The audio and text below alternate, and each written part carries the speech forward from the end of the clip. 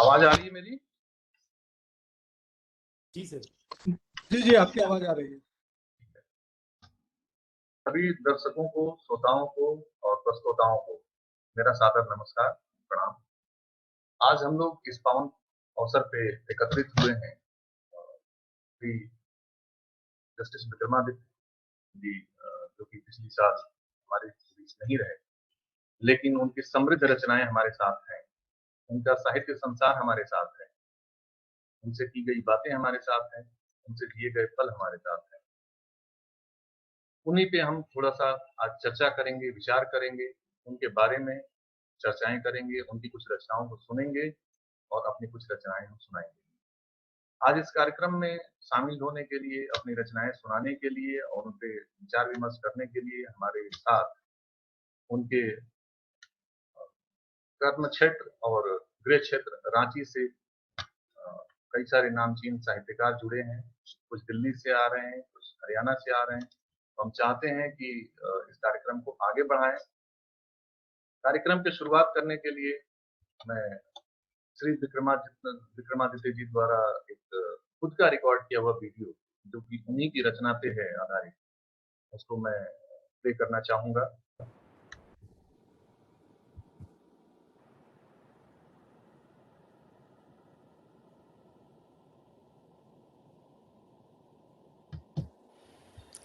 मैं उलगुलान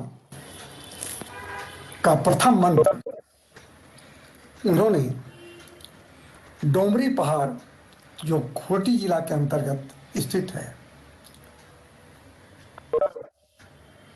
पर दिया था। उसी को चित्रांकित करते हुए यह सर्ग है। इसके बाद ही उन्होंने अंग्रेजों पर आक्रमण किया था। तो आपके समक्ष प्रस्तुत है सर्ग 13, सिंहनाद। पौष की तन छेदती ठंडी हवाएं, पौष की तन छेदती ठंडी हवाएं, निबिड़ बन का घुप अंधेरा और आधी रात। डोमरी बुरु के कठिन ऊंचे सम शिखर पर, डोमरी बुरु के कठिन ऊंचे सम शिखर पर, शिला पर बैठा पुरुष दुर्धस, सुनकर चीख वेधक पूछता है, सुनकर चीख वेधक पूछता है, कहो माँ, कहो माँ, खुलकर कहो अपनी व्यथा को। कहो माँ, कहो, खुलकर कहो अपनी व्यथा को। चंद्रमा डरता दुबकता आ गया नभ में, ताकि वह भी सुन सके दारुण कथा को। तभी उस भीड़ से उठकर जगई कुछ जोर से बोला, कि जैसे दे रहा हो स्वर धरा की वेदना को। सुनो धरती का कल्पना, जंगलों की सिसकियां भी, पर्वतों का दर्द समझो धरित्री के हृदय को। अरे कब तक दलेगा कलेजा पर्वतों का, कहो कब तक छिलेगा। वनों का हृदय भी कब तक जलेगा, हजारों चांद हमने देख डाले। आदिवासी अपने उम्र की गणना चांद के दर्शन से करता है। हजारों चांद हमने देख डाले, जवानी सीखचों में काट डाले।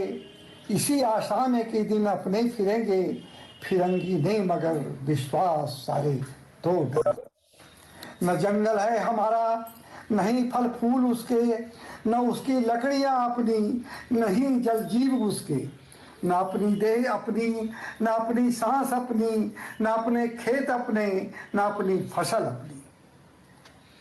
चुकाते ऋण महाजन दीकुओं की उम्र बीती। दीकू उनको कहते हैं, इसका शाब्दिक अर्थ होता है दिक करने वाला, अर्थात वे बाहरी व्यक्ति जो आदिवासियों की इस भूमि झारखंड जिसे हम कहते हैं, वहाँ पहुंचकर उनकी ज़मीन, उनकी संस्कृति से जो खिलवाड़ कर रहे थे, उनके विषय में दीकू कहा जाता है। और उसी समय इधर के जमींदारों ने एक प्रथा चला रखी थी, उसका नाम था बैठ बेगारी। बैठ बेगारी का अर्थ होता था कि उनसे सारे काम लिए जाए, लेकिन उसके बदले उनको कुछ नहीं दिया जाए। चुकाते ऋण महाजन दीकुओं की उम्र बीती, जमींदारों की बेगारी में अपनी सांस बीती। उनकी पाल की धोते, उनकी पाल की ढोते, कंधे हमारे छिल गए हैं। कहूँ सच मृत्यु के पहले ही मुंडे मर गए हैं। बचा क्या? हमारा देश उजड़ा, हमारे गांव उजड़े, हमारी रीतियां टूटी, हमारे देवता उजड़े। मजूरी खान रेलों की किसी अनजान दुनिया में, मजूरी खान रेलों की किसी अनजान दुनिया में, जो करने गए नहीं लौटे, सदा के वास्ते उजड़े। हमें क्या मिला गिरजाघरों से? मिला क्या कभी कुछ भी न्याय के इन मंदिरों से। अकिंचन और भी हम हो गए सब कुछ गंवाकर, जहाँ भी हम गए छल ही मिला, मिला कुछ भी नहीं इनके करों से। जहाँ भी हम गए छल ही मिला, मिला कुछ भी नहीं इनके करों से। बहुत अपमान हमने सह लिया है, बहुत अपमान हमने सह लिया है, सुधा के लोभ में हमने गरल ही पी लिया है। बहुत अपमान हमने सह लिया है, सुधा के लोभ में हमने गरल ही पी लिया है। गंवा साम्राज्य अपना, गंवा यह स्वर्ग अपना, नरक के कीट का जीवन भी हमने जी लिया है।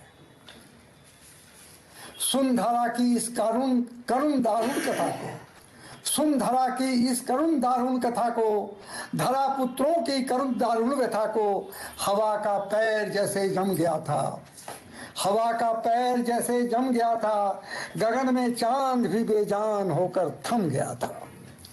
तोड़कर यह मौन तब भगवान बोला, जैसे काल का पहिया बहुत सब प्राण डोला। तोड़कर यह मौन तब भगवान बोला, जैसे काल का पहिया बहुत सब प्राण डोला। बहुत अपमान हमने सह लिया है, नरक के कीट का जीवन भी हमने जी लिया है। दिकू को भेदना, दिकू को भेदना अब कर्म अपना, जलाना चर्च अब सत्कर्म अपना। हमारा राज्य हो, अपनी धरा हो, यही होगा हमारा एक सपना। दिगु के रक्त से दो हम धरा पावन करेंगे, फिरंगी को भगा निज धर्म का पालन करेंगे। फिरंगी को भगा निज धर्म का पालन करेंगे। कदली के वृक्ष सादे काट उनको हम अपनी धरा पावन करेंगे। समय है दास उसका जो सबल है, समय है दास उसका जो सबल है। जलाती आग जब होती प्रबल है, ढलता सूर्य भी जब आदमी बनता नल है। ढलता सूर्य भी जब आदमी बनता नल है। नियति तो है मगर निज कर्म ही होता प्रबल है। नियति तो है मगर निज कर्म ही होता प्रबल है। समरपथ पर जड़ पढ़े जो, समरपथ पर बढ़े जो, हाथ में निज शीश लेकर विजयी होता वही, वही होता सबल है। सफलता का यही है सूत्र गुण लो, तजे सर्वस्व जो नीति लक्ष्य हेतु, वही होता सफल है। अपना पथ अब स्वयं ही निर्मित करें, अपना पथ अब स्वयं ही निर्मित करें हम। चलो अन्याय से सीधे लड़े हम, फिरंगी न्याय का रथ राह में ही रुक गया है। फिरंगी न्याय का रथ राह में ही रुक गया है। हमारा धैर्य भी अब चुक गया है। बढ़ो आरूढ़ हो अब विजय रथ पर, तुम्हारे पैर ही हैं चक्र जिसके, विजय की लालसा ही अश्व जिसके। विजय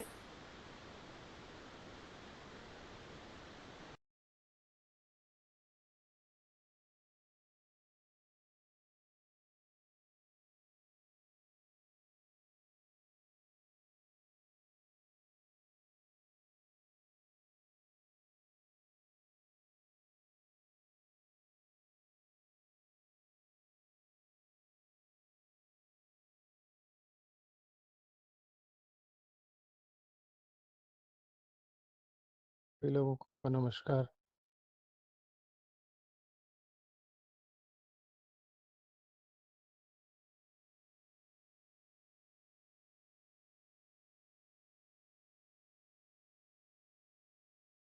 सभी को नमस्कार।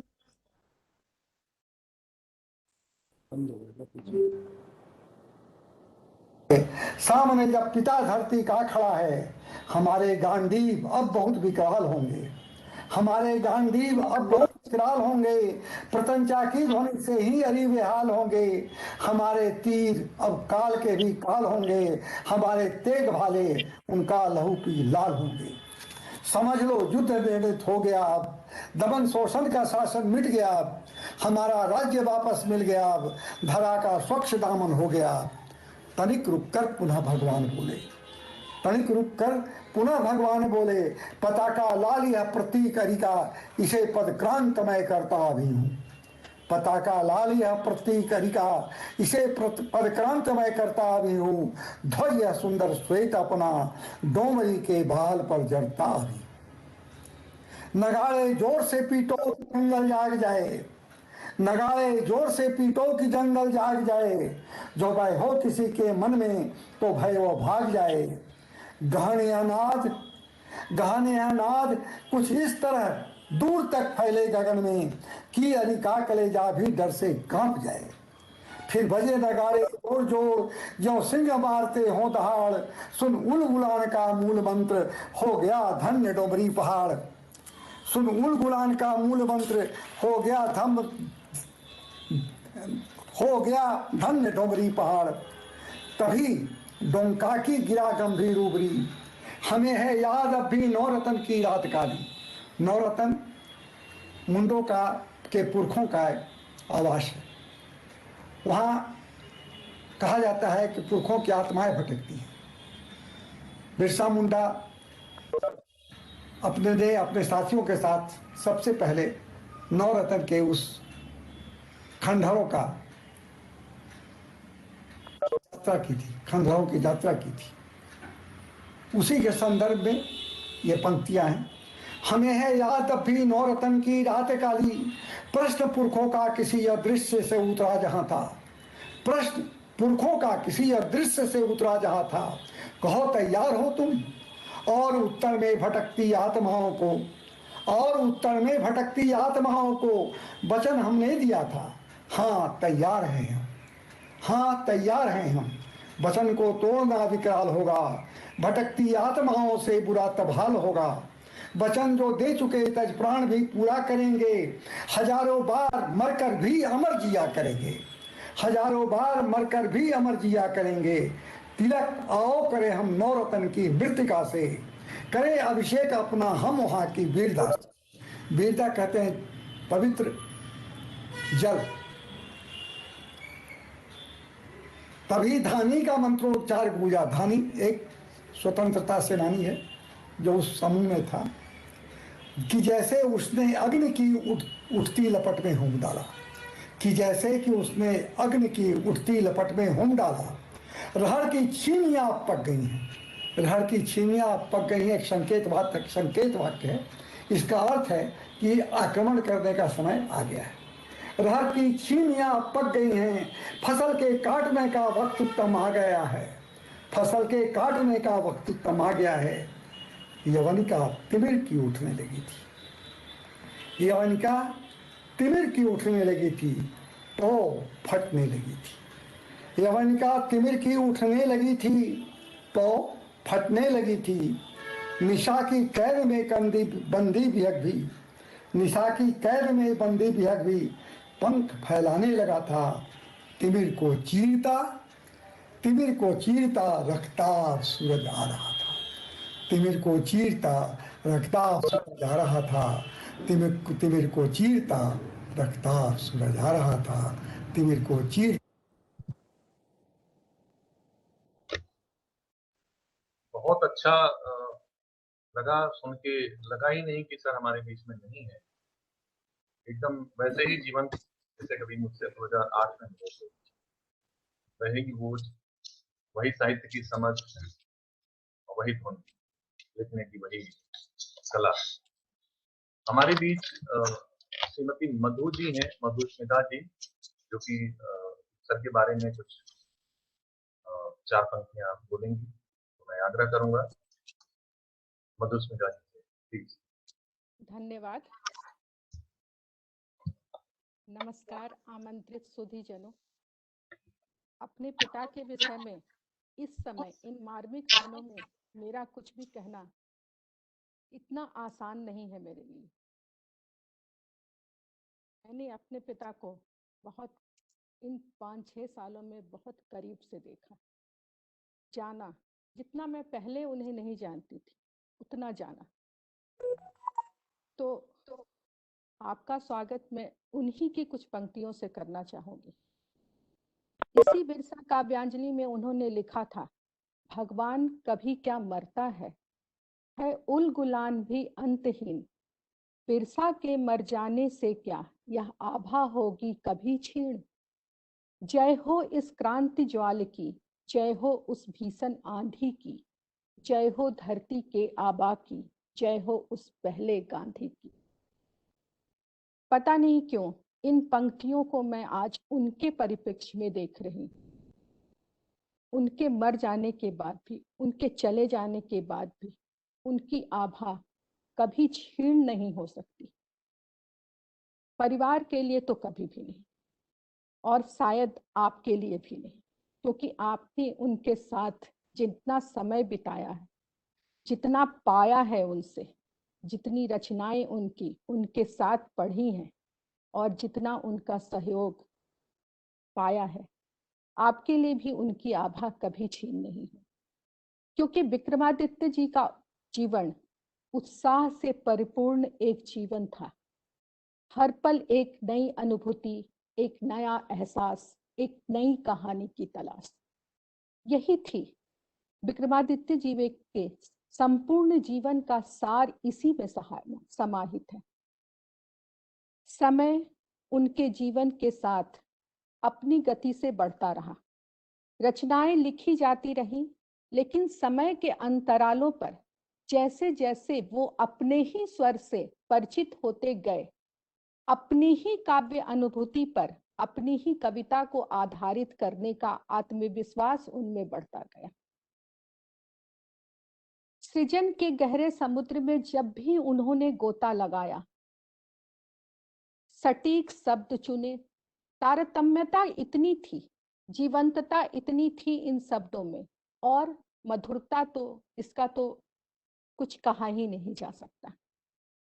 पात्र, परिवेश, सबकी पृष्ठभूमि में इन मोतियों को जो उन्होंने सृजन के गहरे समुद्र से चुराया था, उसका सफर जब शुरू हुआ तो साथ साथ शुरू हुआ पाठक और श्रोताओं को साहित्यिक आनंद में अभिभूत करने का सफर। अवसरों के अनुकूल उन्होंने पात्रों को उकेरा, अपने प्रशंसकों को जितना उन्होंने आह्लादित किया अपनी रचनाओं के माध्यम से, अपने आलोचकों को उतना ही झकझोरा। क्योंकि उनकी हर कृति में कुछ प्रश्न चिन्ह पीछे छूट जाते थे समाज के लिए। उन्होंने कभी कोई निर्धारित शैली नहीं अपनाई, किसी निर्दिष्ट परिपाटी को नहीं अपनाया। जब जो सोचा दिल से सोचा और दिल से ही लिख दिया। जब अपने सामाजिक उत्तरदायित्व का निर्वाह करना चाहा तो अनडाउंटेड लिख दिया, और जब किसी व्यक्तित्व का महिमा मंडन करना चाहा तो बिरसा काव्यांजलि रच डाली। लेखनी यूं ही चलती रही, अनवरत चलती रही, किंतु अचानक थम गई। वह दैदीप्यमान आदित्य अपने अद्भुत विक्रम को समेटकर चिर यात्रा पर प्रस्थान कर गया। वह लेखनी तो थम गई, पर परिवार यह नहीं चाहता कि सृजन थम जाए। उनकी धरोहर के उत्तरदायित्व को वहन करने का सामर्थ्य उनके साथी कंधों पर ही है। हमें इतना सामर्थ्य नहीं कि उनके सृजन के इस उत्तरदायित्व को हम संभाल कर चल सके। उनके साथी कंधों पर उनके सृजन का उत्तरदायित्व देने के लिए हमने उनके जन्म दिवस की इस संध्या का अवसर चुना है। प्रियजनों का सानिध्य, काव्य गोष्ठियां, नवीन सृजन, सही मायने में यही सच्ची श्रद्धांजलि होगी उनके प्रति। कलम के जिस सफर को उन्होंने शुरू किया, जिया, उस कलम की स्मृति को समर्पित है आज की काव्य गोष्ठी। मैं अपनी बात को उन्हीं की पंक्तियों से विराम देना चाहती हूँ। बहुत उदास सा लगता है तेरे जाने से, बहुत उदास सा लगता है तेरे जाने से, लौट आओ मेरे हमदम किसी बहाने से। दिन तो बीत जाते हैं खिड़कियों पर, रात में जाते नहीं तुम मेरे सिरहाने से। धन्यवाद।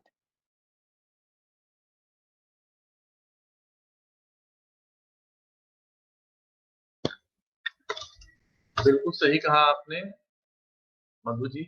और आपके एक-एक शब्द सर की रचनाओं, सर के व्यक्तित्व के करीब घूम रहे थे। मुझे लग रहा था कि मैं अभी भी सर के साथ बैठा हुआ हूँ, हमारी बातें चल रही हैं। लंबी-लंबी फ़ोन पे हमसे बातें करना उनका, मिलते जब भी थे, तो साहित्य के बारे में सोचना, उनकी एक खास जो साहित्य के प्रति अभिरुचि थी, ये अपने आप में अनोखी थी। आपने एक बड़ी अच्छी बात कही पूरे वक्तव्य में, उन्होंने कोई शैली नहीं अपनाई और यही उनकी शैली थी, जो कि हम पाठकों को प्रभावित करती, इतना अंदर तक छू गई कि हम उनको भूलने को आज भी तैयार नहीं हैं। उनकी 4 महीने हमारे सामने पड़ी हुई हैं, जिसको कि हमने एक जटायु और नामक एक कथा संग्रह था, उसमें हमने पब्लिश किया था। और उन लाइनों को जब मैंने पहली बार पढ़ा था, तो मुझे रामचंद्र शुक्ला की याद आ गई। उनकी लाइन में, राम और रावण का अपराजय समर तुलसी के पत्रों पर लिखा रह गया। अन्याय के विरुद्ध राम का संघर्ष निष्काम नहीं होता, क्योंकि वह सीता के परित्राण की कामना से अभिप्रेत है। लेकिन जटायु का आत्म बलिदान तो निष्काम है, जो राम के पौरुष को उद्वेलित करने के साथ ही साथ उनके संघर्ष को दिशा भी प्रदान करता है।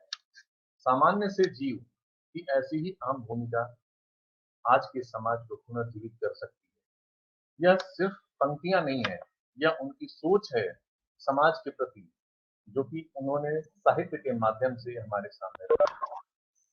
तो हम हमारी एक श्रद्धांजलि की एक कोशिश है, जो कि हम कोशिश ही कर सकते हैं।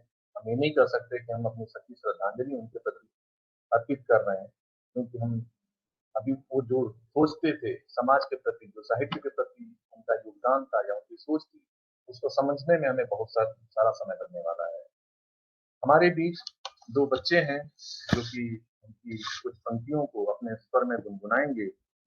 मैं आवाज देना चाहूंगा दिव्य ज्ञान जी को और आतिशा रक्षित जी को, कि आए और अपनी प्रस्तुति दें।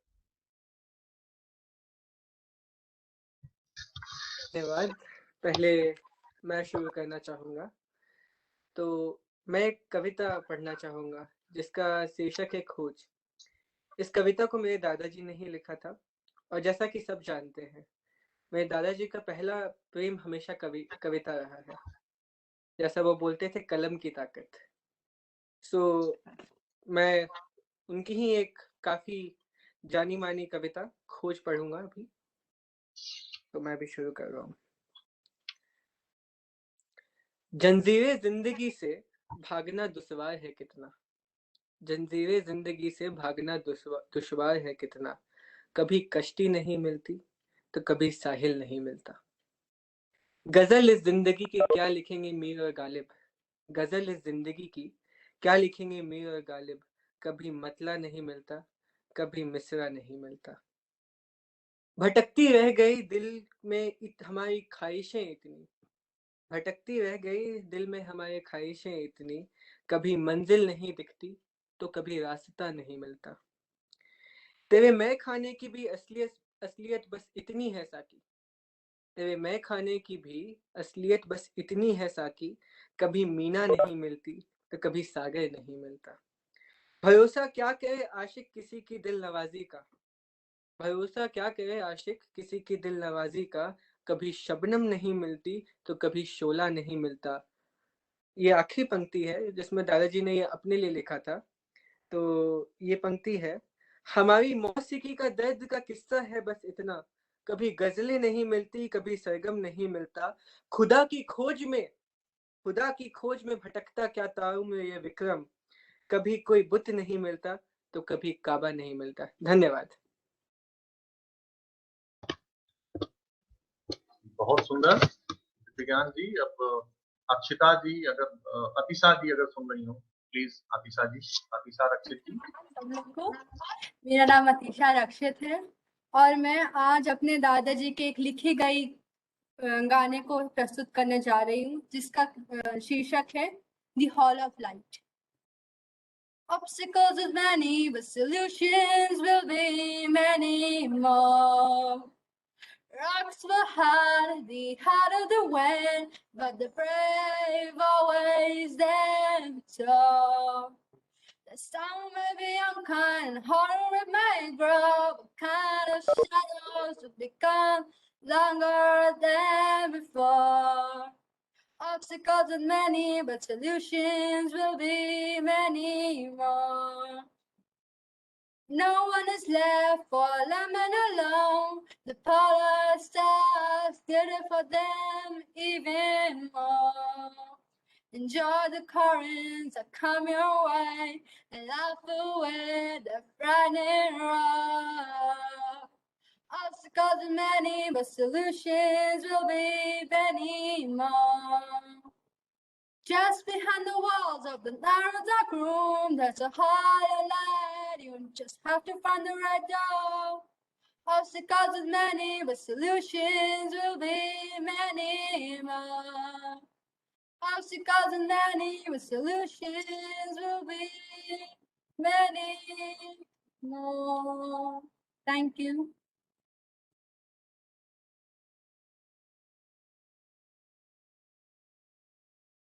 नाइस बेटा। बहुत सुंदर, बहुत सुंदर। अच्छा जी, आपने बहुत सुंदर रचना सुनाई सर जी। जहां तक मैं अपनी बात करूं कि सर से मेरे उनके साथ जो बातों के सिलसिले चले, उनके साथ हमारी कुछ यादें हैं। मैं एक प्रकाशक हूं, जैसा कि सभी मित्र जानते हैं, लेकिन सर से हमारा जो रिश्ता बना, शुरू के दौर में तो लगा कि एक लेखक प्रकाशक का रिश्ता है, लेकिन जैसे जैसे मैं उनको समझता गया, उनको पहचानता गया, उनके अंदर के जो इंसान है उसको मैं देखता गया, उनसे बहुत ज्यादा मैं अटैच होता गया, उनकी भावनाओं को समझने की कोशिश करता लगा। बाद में मुझे ये लगा कि श्री विक्रमादित्य जी केवल लिखने के लिए लेखनी नहीं कर रहे हैं, यह समाज को बहुत कुछ देना चाहते हैं, बहुत कुछ सुनाना चाहते हैं। समाज में हो रही घटनाओं जिनको कि कोई बाहर लेके नहीं आना चाहता, उनको बाहर लेके आना चाहते हैं। और इन्हीं का एक जीता जागता उदाहरण सर की जो पहली 2 कृतियां हमारे पास आई, एक कथा संग्रह था, एक जटायु और दूसरा कथा संग्रह था कौवा। इन 2 में उन्होंने कभी बातें जब हुई तो उन्होंने कहा कि इन कविताओं के पीछे एक मेरा अनुभव भी है, जो कि हमारे प्रदेश में रहते हुए कुछ घटनाएं घटी हैं, जिनको हमने कथा के रूप में पिरोया है। यकीन मानिए उन कथाओं को जब आप पढ़ेंगे, तो आपको लगेगा कि वाक़ई ये साहित्य को समाज से कितना जोड़ के देखते थे। और सहृदय इंसान जब समाज को साहित्य से जोड़ के देखता है, तो सिर्फ़ वो शब्दों को नहीं पिरोता है अपनी लेखनी में, वो अपनी भावनाओं को अपने शब्दों के साथ प्रवाहमान कर देता है, जो कि हमें और हमारे जैसे पाठकों को दिल तक छू लेती है। तो ऐसे ही थे हमारे विक्रमादित्य जी, जिनको आज हमने कार्यक्रम की शुरुआत में उनके जो वीडियो सुने, उनकी जो रचनाएँ सुनी, तो किसी को ये नहीं लगा होगा कि वह आज हमारे साथ नहीं है। झारखंड हिंदी साहित्य संस्कृति मंच से जुड़े रहे, इसके संरक्षक रहे आप। उनके जाने के बाद ये संस्था हमसे ज़्यादा समझ रही होगी कि उनकी भूमिका कितनी थी और वो साहित्य के लिए और समाज के लिए क्या कुछ करते थे। इसके लिए हमारे बीच इस संस्था से जुड़े हुए कुछ लोग उपस्थित हैं। उसी में से एक हैं इस समय संस्कृति के इस मंच के जो अध्यक्ष हैं, श्री कामेश्वर प्रसाद श्रीवास्तव जी, निरंकुश जी। आप कवि हैं, लेखक हैं और झारखंड हिंदी साहित्य संस्कृति मंच के अध्यक्ष हैं। मैं उनसे आग्रह करूंगा कि कृपया आएं और अपने कुछ वक्तव्य श्री विक्रमादित्य प्रसाद जी के बारे में। श्री कामेश्वर श्रीवास्तव जी।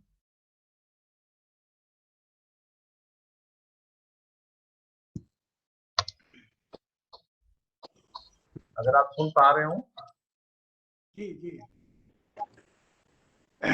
नमस्कार मित्रों, सबसे तो पहले मैं गांधी स्मृति संस्थान के प्रति आभार व्यक्त करता हूं, जिसके तत्वावधान में स्वर्गीय विक्रमादित्य प्रसाद जी के जन्म दिवस पर यह श्रद्धांजलि सभा आयोजित की गई। मैं कुछ यादें साझा करना चाहूँगा। 2017 के दीपावली के अवसर पर मैं अपने मित्रों को शुभकामना संदेश कविता के माध्यम से भेजा था, जिसे मेरे मझले लड़के ने स्वर्गीय विक्रमादित्य प्रसाद जी को प्रसारित किया था। पढ़ने के बाद उन्होंने कहा था कि हिमकर, तुम अपने पापा को झारखंड साहित्य संस्कृति मंच से जोड़ो। और उन्हीं की कृपा से और उन्हीं के कहने पर मैं झारखंड साहित्य संस्कृति मंच से जुड़ा। मैं एक सरकारी सेवक था, लिखता तो जरूर था, लेकिन बीच बीच में व्यवधान पड़ जाया करता था। मैं अपने अग्रज तुल्य विक्रमादित्य प्रसाद जी को यह श्रेय जरूर दूंगा कि उन्होंने मुझे झारखंड हिंदी साहित्य संस्कृति मंच से जोड़कर शीत निद्रा में चली गई मेरी संवेदना को झकझोर कर जगाया और मैं फिर से सृजन करने की ओर उन्मुख हुआ, सक्रिय हुआ और आत्मीयता बढ़ती गई। मित्रों, मायने ये नहीं रखता कि आप किसी से कितने अरसे से जुड़े हुए, मायने ये रखता है कि आप किसी से कितनी आत्मीयता से, कितनी गहराई से जुड़ते हैं। स्वर्गीय विक्रमादित्य प्रसाद जी का और मेरा हम लोगों का ये आत्मीय संबंध लगभग 3 वर्षों तक ही रहा। ये मेरे लिए भी बहुत अफसोस की बात है। और 2020 के सुबह 2020 की 28 तारीख के सुबह जब झारखंड हिंदी साहित्य संस्कृति के मंच पर मुझे यह सूचना मिली कि हमारे मंच के संरक्षक नहीं रहे, तो मैं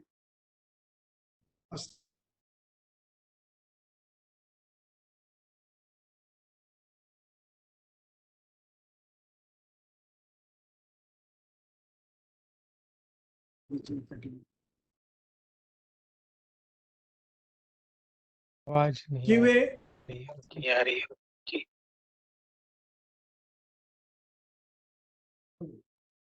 वे हमारे बीच नहीं रहे। किसी समीक्षक ने कहा है कि किसी रचना का व्यक्त कारण उसका रचनाकार होता है और किसी रचना को समझने के लिए सबसे विश्वसनीय आधार या सबसे विश्वसनीय रास्ता है रचनाकार की जीवनी से, रचनाकार की जीवनी के आलोक में रचना को समझा। मैं इसके उलट सोचता, मेरा सोचना यह है कि रचना के माध्यम से हम रचनाकार की मानसिकता, उसके व्यक्तित्व, उसके सोच, उसकी चिंतन को बहुत अच्छी तरह समझ सकते हैं, क्योंकि रचनाकार हमेशा अपनी रचनाओं में उपस्थित है। स्वर्गीय विक्रमादित्य प्रसाद एक मनस्वी साहित्यकार, उच्च कोटि के साहित्यकार थे, मनस्वी साहित्य। 2 कहानी संग्रह कौवा, एक जटायु और, एक खंड काव्य बिरसा काव्यांजलि, एक उपन्यास सहेजी हुई चिट्ठियां, एक उपन्यास अंग्रेजी में द अनडॉन्टेड, जिसकी मैंने समीक्षा लिखी थी और वह समीक्षा उन्हें बहुत पसंद आई। फिर न्यायिक जीवनी पर एक पुस्तक, दूसरी पुस्तक जस्टिस वर्सेस जुडिशरी। इन रचनाओं के माध्यम से हम उनके व्यक्तित्व को समझ सकते हैं, उनके चिंतन को समझ सकते हैं, उनके सोच को समझ सकते हैं और जो उनका चिंतन था या जो उनका सोच था हम उसे आत्मसात कर सकते। व्हाट्सएप पर बराबर विचारों का आदान प्रदान होता रहा। और एक टिप्पणी उन्होंने आज के साहित्यिक परिदृश्य पर की। उस टिप्पणी को पढ़कर लगता है कि वह मानव सरोकार के रचनाकार थे। मानवीय स्थिति, जिसे अंग्रेजी में ह्यूमन प्रेडिकामेंट कहा जाता है, उसके प्रति उनकी चिंता उनकी सभी रचनाओं में उपस्थित, सभी रचनाओं में उसकी झलक है। साहित्य की वर्तमान स्थिति से वे चिंतित थे, विचलित थे, और अपनी मृत्यु के कुछ दिन पहले उन्होंने एक टिप्पणी की थी, जिसे मैं आप सबों से साझा करना चाहता हूं। आज के सबसे बड़ी साहित्यिक त्रासदी यह है कि उसमें मनुष्य कहीं नहीं।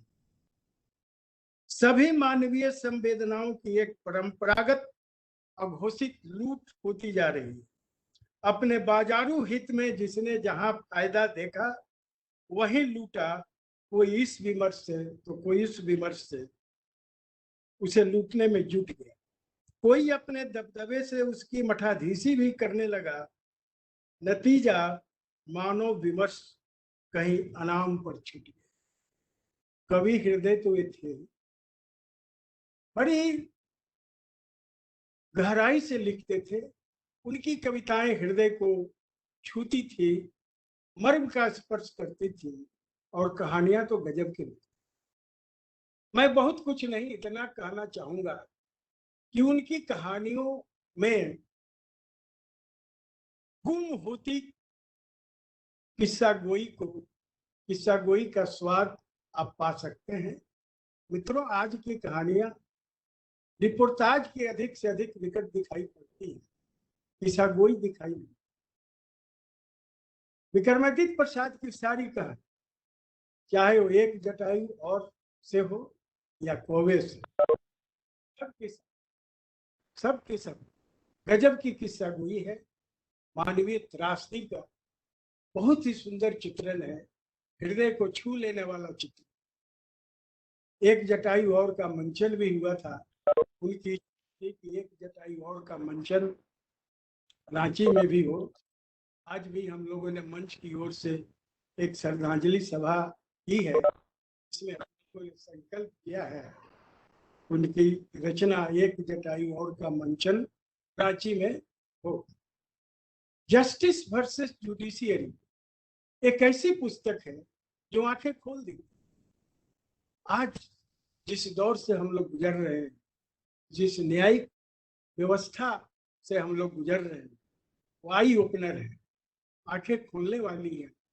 और कोई बहुत बड़ा साहसी न्यायाधीश जो 30-33 वर्षों तक उस न्यायिक प्रक्रिया का अंग रहा हो, वही वैसी किताब लिख सकता है। जस्टिस वर्सेस जुडिशियरी में उन्होंने एक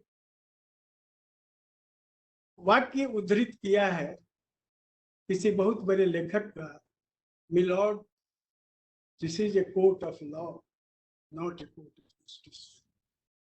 एक सेंटेंस जस्टिस वर्सेस जुडिशियरी के सारे थीम को रेखांकित करता है, सामने लाकर रख देता। धूसरित में उन्होंने कहा शुरू में ही कि मैं जो कुछ लिखूंगा सच लिखूंगा, सच के सिवा कुछ नहीं लिखूंगा। आज सच कहने से लोग कतराते हैं। सच कहने वाले बिरले लोग हैं, वो साहस नहीं करते, भले आदर्श और मूल्य धूसरित क्यों ना हो जाए। ये है धूसरित का थीम। और जो उन्होंने शपथ लिया कि मैं जो कुछ लिखूंगा सच लिखूंगा, सच के सिवा कुछ नहीं लिखूंगा, धूसरित पढ़ने से यह प्रतीत होता है कि इस किताब के पहले पन्ने से लेकर आखिरी पन्ने तक उन्होंने इस शपथ का निर्वाह किया। मित्रों, उनके अंदर एक प्यार से भरा एक बहुत ही अच्छे इंसान, संवेदनशील इंसान का दिल धड़कता था। जस्टिस वर्सेस जुडिशियरी से मैं कुछ पंक्तियां आपसे साझा करना चाहूंगा। हमारी न्यायिक व्यवस्था में मुकदमे बहुत लंबे खींचते हैं। इस पर उनकी टिप्पणी थी कि एक बूढ़ा मारे खुशी के मर गया उस रात जिस दिन उसने अपना पुराना मुकदमा जीता। पीले पड़ गए कागज के लाश उसकी जलाने के काम। ये आज की न्यायिक व्यवस्था पर कितनी बड़ी चोट है। आप फिर एक और कुछ पंक्तियां और साझा करना चाहूंगा कि आम आदमी आज की व्यवस्था में कहाँ है। बशीर बद्र को धृत करते हुए वो लिखते हैं कि जहां मेरा नाम था वहीं रोशनाई, जहां मेरा नाम लिखा वही रोशनाई उलट गई। और सब कुछ तेज अदालत में चलता है, वकीलों की जुबान तेज चलती है न्यायाधीशों की कलम पर न्याय घिसकता चलता है, एक अपाहिज। बहुत सुंदर। और हमें समय की थोड़ी सी पाबंदी है हमारे साथ, तो इसलिए हम चाहेंगे कि आप कृपया थोड़ा जल्दी। एक बात कहकर मैं सुनाऊंगा कि 16 दिसंबर को अपने फेसबुक पर उन्होंने एक शेर पोस्ट किया था, ये जिंदगी घर से तेरे तन्हा निकल पड़े, कंधे दोस्तों के सफर। मित्रों, कोरोना से डेथ हुआ उनका, उनकी मृत्यु हुई कोरोना प्रोटोकॉल में। हम किसी में नसीब में नहीं हुआ कि हम उन्हें कंधा दें, और सचमुच बिना अपने मित्रों के कंधे के वे उस अनंत सफर पर निकल गए। उनको मेरी भावभीनी श्रद्धांजलि। मैं उन्हें नमन करता हूँ, शतकोटि नमन करता हूँ। धन्यवाद। बहुत बहुत धन्यवाद। और हम अगले वक्ता की तरफ चलें, इससे पहले मैं एक सूचना आप लोगों से साझा करूं कि हमारे पास समय की पाबंदी है, क्योंकि ऑनलाइन प्लेटफॉर्म है, तो इसलिए हमें और भी वक्ता हैं, तो हम थोड़ा मेंटेन करेंगे 4 से 5 मिनट हम सारे लोग लें, ताकि सभी वक्ताओं को अवसर मिल सके। बहुत बहुत धन्यवाद। और निरंजन प्रसाद जी, आपका बहुत बहुत हार्दिक धन्यवाद कि आपने उनकी पुस्तकों के बारे में भी अपने अनुभव साझा किए। हमें लग रहा है कि श्री कामेश्वर प्रसाद जी भी हमारे साथ हैं, जुड़े हुए हैं, अगर मेरी आवाज सुन पा रहे हो।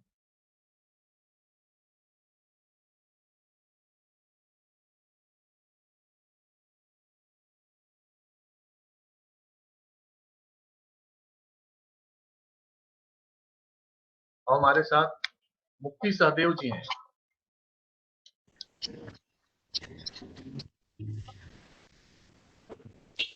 नमस्कार।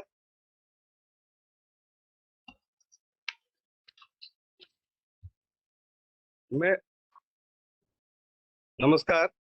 जय जगन्नाथ। नमस्कार। अपने नाम के साथ कृपया।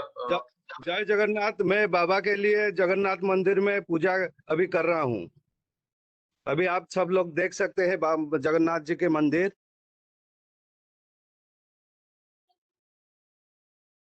जी बिल्कुल, अपनी बात आप प्रारंभ करें कृपया। जी जी जी, मैं बाबा के लिए जगन्नाथ मंदिर में अभी पूजा कर रहा हूँ।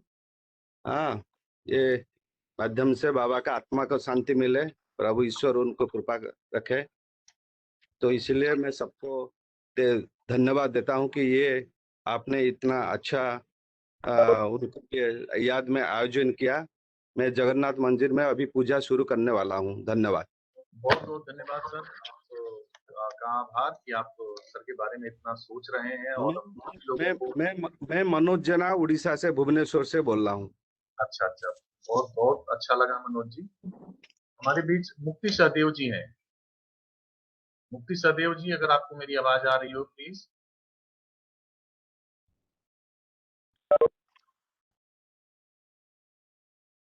शायद उनसे संपर्क कट गया है। हाँ। मैं मुक्ति जी, आप हैं? हाँ, नमस्कार। नमस्कार। हाँ, आप अपने आदरणीय बारे में विक्रमादित्य सर मेरे लिए पिता तुल्य थे और ये एक संयोग है कि जब मैं साहित्य संस्कृति मंच से जुड़ी उसी समय मैंने अपने पिता को खोया था और विक्रमादित्य मुफ्ती सर जी, ने आपका हमेशा वीडियो मुझे पहुंचे। मुफ्ती जी, आप अपना वीडियो चला लें प्लीज।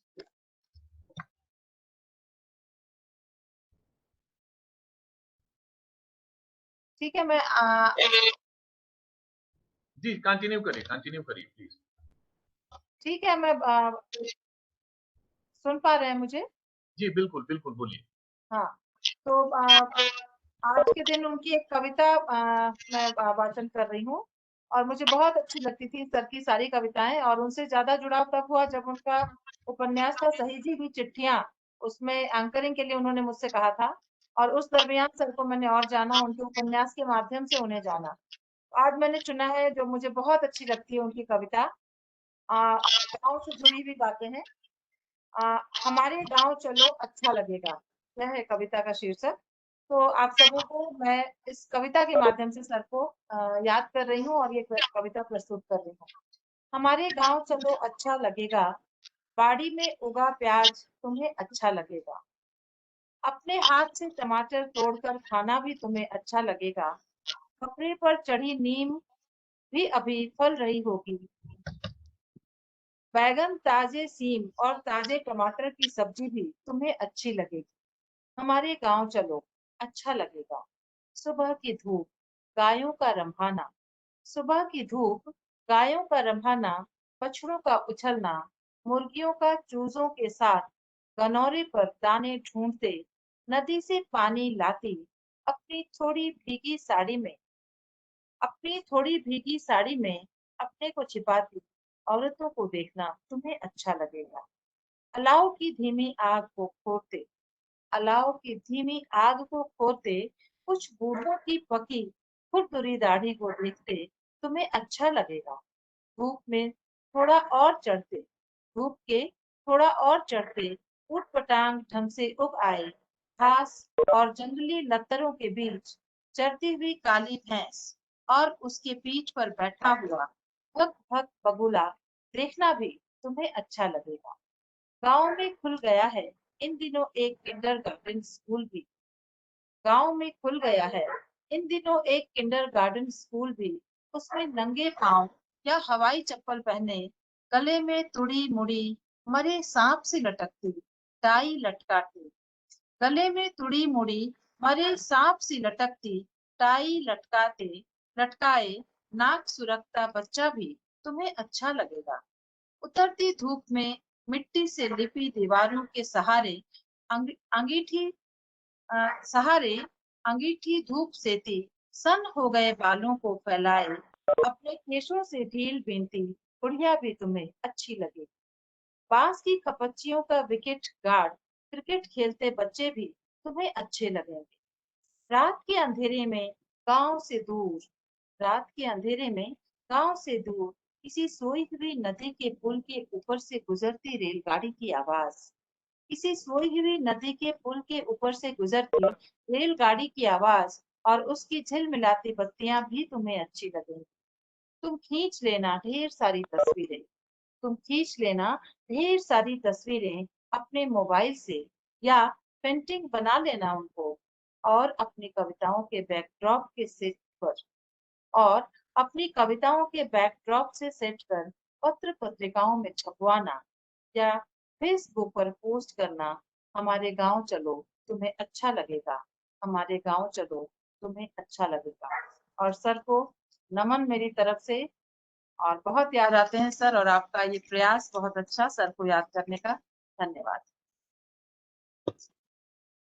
बहुत बहुत धन्यवाद आपका मुफ्ती जी। हमारे बीच श्री राकेश जी हैं, जो कि लेखक हैं, कवि हैं, अभिनेता हैं और झारखंड हिंदी साहित्य मंच के वर्तमान में सचिव हैं। मैं आग्रह करूंगा श्री राकेश जी से कि कृपया अपनी कुछ रचनाएं साझा करें। धन्यवाद आपका। समय नमस्कार। का ध्यान रखते हुए मेरी आपका आवाज स्वागत तो जारी है लेकिन वीडियो कहाँ से ऑन होगा इसमें? अच्छा, हाँ, ये शायद स्टार्ट हो गया क्या? हाँ, आप सुनाइए सर, यहाँ से वीडियो हम कंट्रोल कर रहे हैं। अच्छा, ठीक है। आपके पास में पुराना भी कि एक आध वर्ष के बाद ही कोरोना का ऐसा प्रकोप चला कि हम लोगों की सारी गतिविधियां ही ठप हो गई। मैं सिर्फ इतनी बात साझा जरूर करना चाहूँगा कि जब मैं मंच में सचिव बना और हम लोगों ने सिर्फ कविताओं को छोड़ करके गद्य पर भी कुछ काम करना शुरू किया, तो व्हाट्सएप में हमने एक मुहिम चलाई और कहानियों का पाठ हम लोग करने लगे। तो उनकी भी कहानी पढ़ी गई, उस पर भी समीक्षा हुई। बहुत सारे हमारे सदस्यों की कहानियां पढ़ी जाने लगी। हर सप्ताह ये आयोजन होने लगा। उन्होंने मुझे व्यक्तिगत रूप से फोन करके कहा कि आपने वर्षों की मेरी इच्छा पूरी कर दी। तो वो प्रसंग मुझे बहुत याद आता है। कई बार जब भी उनको कुछ इस तरह की बातें होती थी, कुछ भी मंच में कुछ होता था, तो वो मुझे सीधे फोन करके जरूर बात करते थे, बताते थे। तो बहुत कम सानिध्य रहा। मुझे लगता है कि मैं बहुत कुछ उनके सानिध्य के नहीं मिल पाने के कारण खो चुका हूँ। लेकिन अब जो भी है, इस अवसर पर मैं उनकी एक गजल को आपके समक्ष रखने की कोशिश कर रहा हूँ। आप ध्यान देंगे। बहुत उदास सा लगता है तेरे जाने से, बहुत उदास सा लगता है तेरे जाने से। लौट आओ मेरे हमदम किसी बहाने से। लौट आओ मेरे हमदम किसी बहाने से।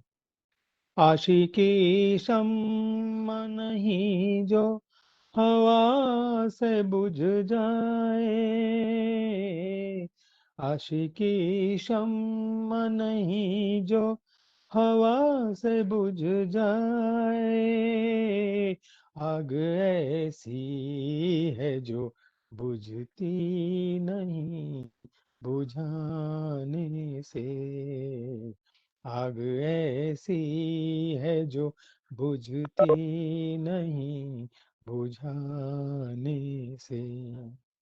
किससे कितने तेरे तो मेरे पास बैठे हैं, किससे कितने तेरे तो मेरे पास बैठे हैं। बात बनती नहीं कुछ भी मगर फसाने से। बात बनती नहीं कुछ भी मगर फसाने से। दिन तो बीत जाते हैं खिड़कियों पे बैठे बैठे। दिन तो बीत जाते हैं खिड़कियों पे बैठे बैठे। रात में जाते नहीं हो तुम मेरे सिरहाने से। रात में जाते नहीं हो तुम मेरे सिरहाने से। दिल की तिश्नगी का हाल कुछ तो समझो, दिल की तिश्नगी का हाल कुछ तो समझो। बुझेगी ये शायद तेरे रुलाने से, बुझेगी कभी शायद तेरे रुलाने से। इतना आसान भी नहीं है तेरा रूठे रहना, इतना आसान भी नहीं है तेरा रूठे रहना। मुब्तला है कोई तेरा किसी जमाने से, मुब्तला है कोई तेरा किसी जमाने से। लौट आओ मेरे हमदम किसी बहाने से। तो ये गजल उनकी मैं जब चुनाव कर रहा था उनकी रचनाओं में से, तो मुझे लगा कि मैं इसे शायद सस्वर पाठ कर पाऊँ। मैं तो उतना अच्छा गायक नहीं हूँ, तो ये बहुत अच्छी रचना मुझे लगी। मैं तो उनकी एक गद्य रचना भी पढ़ना चाहता था, लेकिन मुझे लग रहा है कि अभी समय बहुत कम है। तो बहुत बहुत आभार आपका इस आयोजन के लिए, और बहुत धन्यवाद कि आपने मुझे अवसर दिया। नमस्कार, धन्यवाद।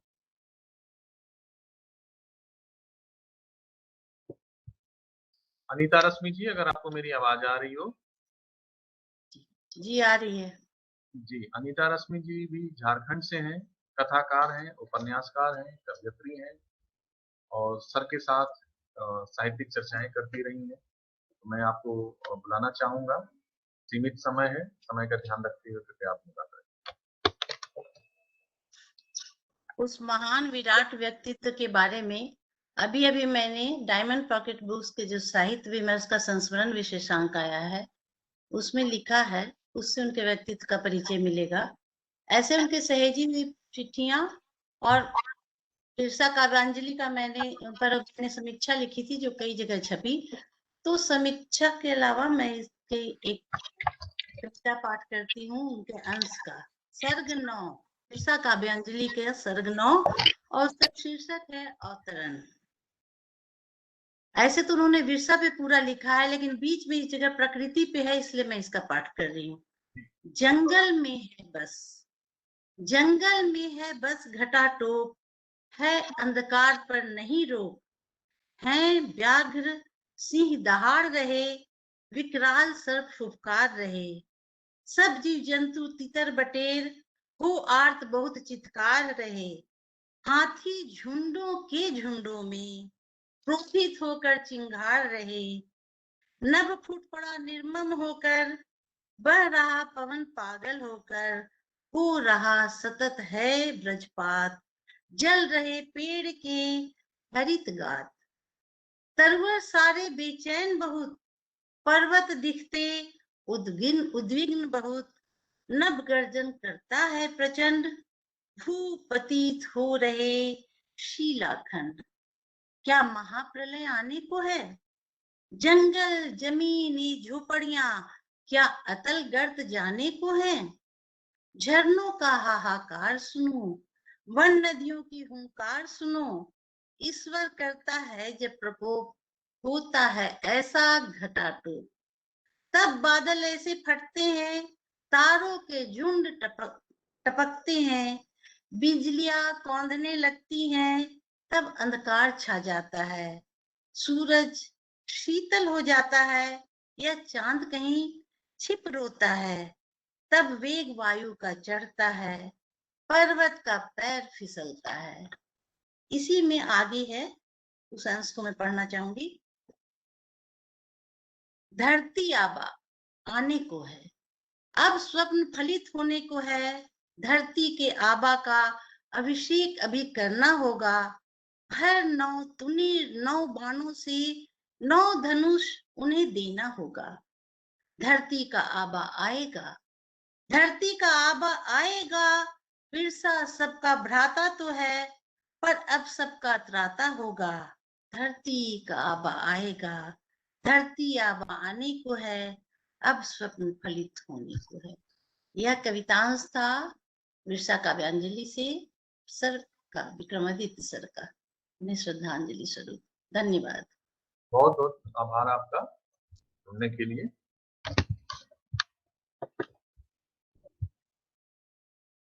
हमारे बीच अगले एक गेस्ट हैं, श्री सूरज श्रीवास्तव जी। सूरज जी भी अपने रांची से, झारखंड से ही हैं। अगर आपको मेरी आवाज आ रही हो, श्री सूरज जी, सूरज श्रीवास्तव जी, आप गायक हैं, कवि हैं, फिल्म निर्माता हैं और तबली बजाते हैं बहुत अच्छा। अगर आपको मेरी आवाज आ रही हो प्लीज, लग रहा है इनसे संपर्क कर रहा है। हमारे बीच मयंक राजेश जी हैं। मयंक राजेश जी दिल्ली से हैं और तरन्नुम के बादशाह माने जाते हैं यहाँ दिल्ली में। तरन्नुम में अपनी गजलें पढ़ते हैं। मैं राजेश जी को आवाज दे रहा हूँ कि राजेश जी आए और अपनी एक सुंदर सी रचना सुनाएं समय का ध्यान रखते हुए। राजेश जी, बहुत बहुत नमस्कार। आवाज आ रही है नित्यानंद जी? आवाज आ रही है? जी सर, आवाज आ रही है सर, बिल्कुल जी। सभी को नमस्कार और नित्यानंद जी का बहुत बहुत आभार कि एक बहुत बड़े हस्ती रहे विक्रमादित्य सर, और उनके सम्मान में ये कार्यक्रम आयोजित किया गया है। नहीं रहे हमारे बीच, ये बड़े दुख की बात है। और अभी सारे लोग जिंदगी की बात कर रहे थे कि उन्हें छीन लिया जिंदगी ने, तो मैं जिंदगी पे ही कुछ बताना चाहता हूँ। एक गीत है, अभी कोविड में हमने बहुत लोगों को खोया, तो एक गीत है जिसमें मैं जिंदगी से वार्तालाप कर रहा हूँ, कन्वर्सेशन कर रहा हूँ। तो इस गीत को मैं सुनाता हूँ, सुनिएगा। जिंदगी ये बता दे मुझे, जिंदगी ये बता दे मुझे, साथ कब तक निभाएगी तू। जिंदगी ये बता दे मुझे, साथ कब तक निभाएगी तू। ये हकीकत पता है मुझे, ये हकीकत पता है मुझे, एक दिन छोड़ जाएगी तू। ये हकीकत पता है मुझे, एक दिन छोड़ जाएगी तू। और गीत का पहला बंद पढ़ता हूं मैं। कभी तू कठिन सी डगर है, कभी तू कठिन सी डगर है, तू कभी खेल है जिंदगी, कभी तू कठिन सी डगर है, तू कभी खेल है जिंदगी, कभी तू खुशी की लहर है, तू कभी जेल है जिंदगी। जी लिया मस्त हो के कभी, जी लिया मस्त हो के कभी, कभी तुझको झेला भी है, रंग तुझ में शामिल सभी, तू सतरंगी मेला भी है। जीवन के सभी रंग, हाँ जीवन के सभी रंग, हाँ धीरे धीरे दिखाएगी तू। ये हकीकत पता है मुझे, एक दिन छोड़ जाएगी तू। और अगला बंद पढ़ता हूं मैं गीत का। क्या पता कब तलक तू चले, क्या पता कब तलक तू चले, क्या पता कब तू थक जाए, क्या पता कब तलक तू चले, क्या पता कब तू थक जाए। एक पुरानी घड़ी की तरह, क्या पता कब तू रुक जाए। इसलिए जी रहा हूं तुझे, इसलिए जी रहा हूं तुझे, कि फिर ये पल मिले ना मिले, अभी साथ में है खड़ी तू, अभी साथ में है खड़ी तू, क्या पता कल मिले ना मिले, किसी को नहीं है पता, किसी को नहीं है पता कि कब पीछा छुड़ाएगी तू, ये हकीकत पता है मुझे, एक दिन छोड़ जाएगी तू। और आखिरी बंद गीत का, आंखों में सपने सभी के, आंखों में सपने सभी के, करने हैं सब ख्वाब पूरे, आंखों में सपने सभी के, करने हैं सब ख्वाब पूरे, हो जाएंगे कुछ सच यहाँ, रह जाएंगे कुछ अधूरे, हो जाएंगे कुछ सच यहाँ, रह जाएंगे कुछ अधूरे, पाना है मंजिल सभी को, पाना है मंजिल सभी को, छूना भी ये आसमां है,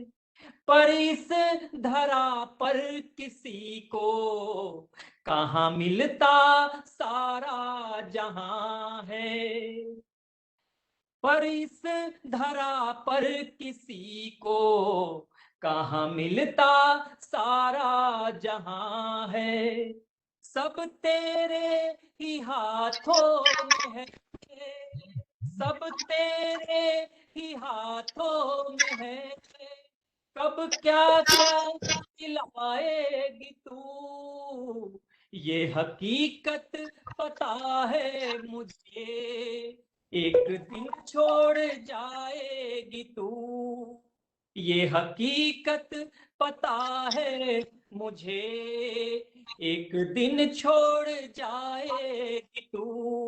सभी का बहुत बहुत आभार। बहुत बहुत धन्यवाद राजेश जी। और हमारे बीच श्री कामेश्वर प्रसाद श्रीवास्तव जी, निरंकुश जी, अगर आपको मेरी आवाज आ रही हो तो हम चाह रहे हैं कि आप आए और दो शब्द कहें। श्री निरंकुश जी, आपको आवाज आ रही है? लग रहा है कि सर अभी जुड़ नहीं पा रहे हैं इसी कारण से। हमारे बीच मुंबई से एक फिल्म अभिनेता जुड़ रहे हैं सर को श्रद्धांजलि देने के लिए। अपनी कुछ इधर फिल्मों में काफी चर्चित रहे। एक गैंग्स ऑफ वासेपुर मूवी आई थी जिसमें जेपी सिंह विधायक का आपने चित्र किया था, और एक नई फिल्म आई है शेरनी, उसमें भी बड़ा अच्छा दमदार रोल किया है। और उनको बुलाने के पीछे एक खास कारण ये है कि वो झारखंड पे एक वेब सीरीज चल रही है ग्रहण नाम से, 84 के सिख दंगों पे, उसमें उन्होंने झारखंड के सीएम का रोल प्ले किया है उस वेब सीरीज में। तो सत्यकाम आनंद जी, अगर आपको मेरी आवाज आ रही हो कृपया जुड़े। श्री सत्यकाम आनंद जी। जी नमस्कार सबको। सबसे पहले मैं सबको धन्यवाद कहना चाहूंगा कि इस पावन अवसर पर मुझे मौका मिला कि मैं भी इतने अच्छे एक शुभ अवसर पर मैं भी जुड़ पाऊं।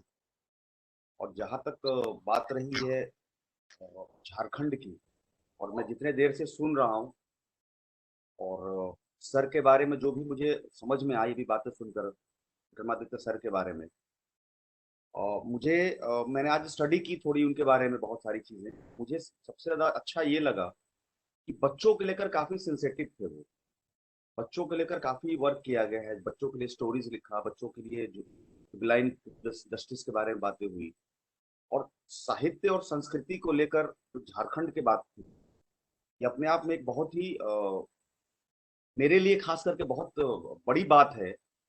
वो इसलिए क्योंकि मैं भी स्वयं इन्हीं चीजों पे काम कर रहा हूँ। सिनेमा में अभिनय करने के अलावा एक समाज से जुड़ा हुआ कार्य से भी मैं जुड़ा हुआ हूँ, सामाजिक कार्य करता हूँ। और मुझे ऐसा महसूस होता है कि मेरा जो माध्यम है, मेरे पास जो सबसे बड़ा ताकत है वो है सिनेमा, क्योंकि मुझे उसी का अनुभव है।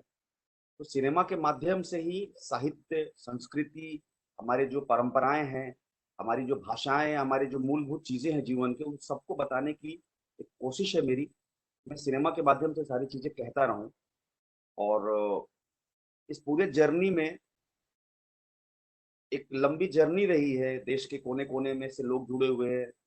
तो सिनेमा को लेकर मैंने दो तरह के मुहिम शुरू किया है। एक सिनेमा की खेती नाम से किया है, इसमें सिनेमा की खेती होती है उन बच्चों को, स्पेशली छोटे बच्चों को, जहां सिनेमा पहुंच नहीं सकती है, वहां तक सिनेमा पहुंचाने का काम होता है। और दूसरा एक मुहिम है जिसका नाम मैंने रखा है लफो, let's form our own cinema. तो मुझे बताने के पीछे ये था कि ये सारे कार्य मैं पूरे भारत में घूम कर रहा हूँ, लेकिन जब करने की बात आई तो मैंने शिवपुर में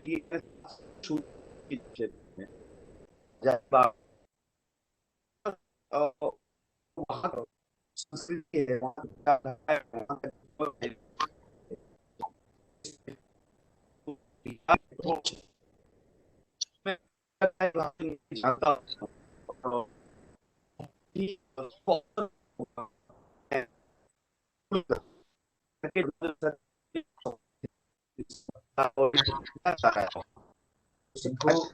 किसी तरह लग रहा है कि इनके यहाँ नेटवर्क की समस्या है, तो अपनी टेक्निकल टीम से रिक्वेस्ट करूंगा कि फिलहाल म्यूट करें, दोबारा इनको जोड़ेंगे।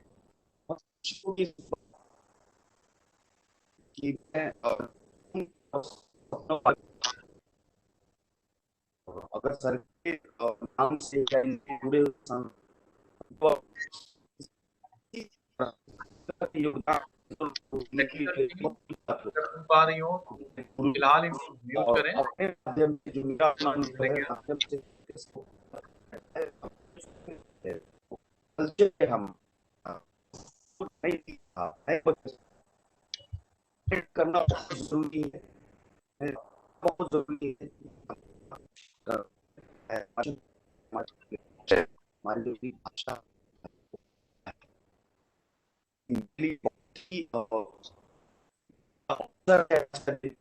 गणमान्य के बीच में आया हूं और मुझे भी मौका मिल रहा है कि मैं अपनी बात रख सकूं, तो मैं चाहूंगा कि शुभ अवसर पर मुझे मौका मिले कि मैं सबके सपनों को साकार करने में अपनी तरफ से जो भी योगदान हो सकता है, मैं सब योगदान देने के लिए सहृदय तैयार हूं और मुझे बहुत अच्छा लगेगा। और मुझे लग रहा है कि नेटवर्क की प्रॉब्लम है, शायद मेरी आवाज नहीं जा पा रही होगी आप लोगों के पास, तो समस्या काफी रही है। आवाज मैं आपकी बात को पहुंचा दे रहा हूं क्योंकि आपकी आवाज बहुत परेशान कर रही है, नेटवर्क की दिक्कत है, आपके यहाँ बारिश हो रही है जैसा कि मैं समझ पा रहा हूँ।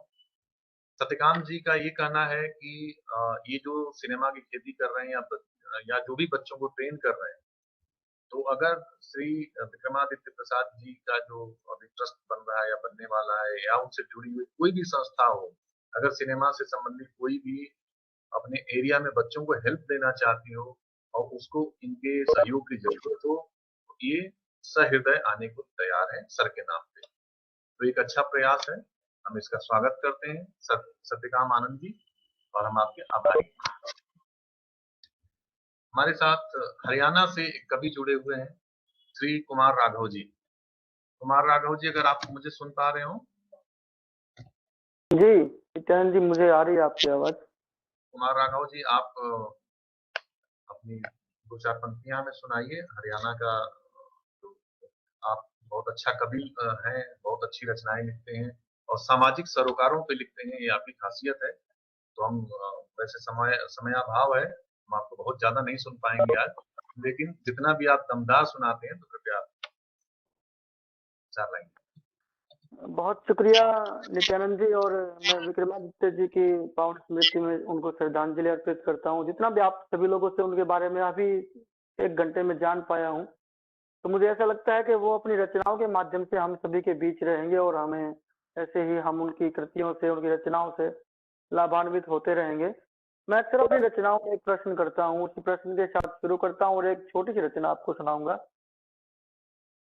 वाटिका के पुष्प सभी काम नहीं आए, वाटिका के पुष्प सभी काम नहीं आए, पर्वत पाषाण सभी धाम नहीं पाए। मंदिर के आंगन में रह कर भी उम्र भर, मंदिर के आंगन में रह कर भी उम्र भर, क्यों सबके हिस्से में राम नहीं आए, क्यों सबके हिस्से में राम नहीं आए। और इसी रचना के माध्यम से ऐसी ही कुछ 4 पंक्तियों में मैं इसका उत्तर कभी कभी तलाश कर पाता हूँ कि पुष्प वाटिका के सभी काम नहीं आएंगे, पुष्प वाटिका के सभी काम नहीं आएंगे, पर्वत पाषाण सभी धाम नहीं पाएंगे। उम्र ये गुजारो चाहे मंदिरों की चौखटों पे, उम्र ये गुजारो चाहे मंदिरों की चौखटों पे, कर्म बिना हिस्से में राम नहीं आएंगे, कर्म बिना हिस्से में राम नहीं आएंगे। और मुक्ति जी ने विक्रमादित्य जी की एक कविता हम सभी से साझा की कि हमारे गांव चलो अच्छा लगेगा। मेरी हम लोग जितने भी कंक्रीट के जंगलों में रहने वाले लोग हैं जो गांव को छोड़कर आए हैं, और हम लोग क्या क्या अपने पीछे छोड़कर आए हैं, मैं अपना एक गीत और उसका एक बंद, क्योंकि समय कम है पूरा गीत नहीं सुनाऊंगा आप सभी को, उसका एक बंद आपको निवेदित करता हूँ कि हम लोग क्या क्या छोड़ कर आए हैं। और जितनी सरपटता से हम दौड़ते हैं सुविधाओं की तरफ, अपने मतलब गांव को छोड़ देते हैं, कंक्रीट के जंगलों की सुविधाओं को देखते हुए सिर पर पैर लिए उनकी तरफ भागते हैं, तो उसके बाद एक मन की पीड़ा है, मैं वो आपसे गाना चाहता हूँ कि पाँव सर पे लिए गांव से आ गए, पाँव सर पे लिए गांव से आ गए, पाँव सर पे लिए गांव से आ गए, घाव मन पे लिए गांव से आ गए, घाव मन पे लिए गांव से आ गए। और झारखंड की मिट्टी का एक सच्चा जब मोती है, वो जब दिल्ली की तरफ भागता है, कंक्रीट के जंगलों की तरफ, मुंबई दिल्ली की तरफ, तो क्या क्या छोड़कर वो आता है, वो एक बंद। और फिर आपसे इजाजत चाहता हूँ कि माँ बड़ी बावड़ी बाबा पीपल बड़े, माँ बड़ी बावड़ी बाबा पीपल बड़े, ठंडे झोंके सीमा बाबा शीतल बड़े, उंगलियां थाम कर जिनके संग संग चले, जिनके साए सदा छाँव से संग रहे, छाँव को छोड़कर गांव से आ गए, छाँव को छोड़कर गांव से आ गए, छाँव को छोड़कर गांव से आ गए, पाँव सर पे गांव से आ गए, पाँव सर पे लिए। बहुत बहुत शुक्रिया, बहुत आभार।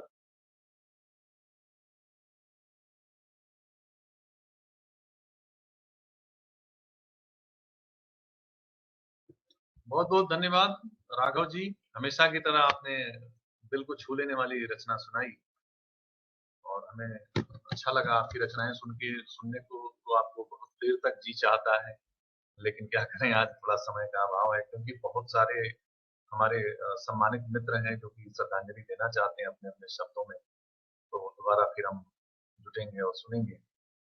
हमारे बीच डॉक्टर राजीव रंजन द्विवेदी जी हैं, जो कि दिल्ली से हैं। बेसिकली तो वो भी बिहार से हैं, बट दिल्ली में दिल्ली टेक्नोलॉजिकल यूनिवर्सिटी में इंग्लिश के प्रोफेसर हैं, हमारे साथ हैं। 4 पंक्तियां सुनाएंगे। राजीव जी, आपको आवाज आ रही है? डॉक्टर राजीव रंजन जी?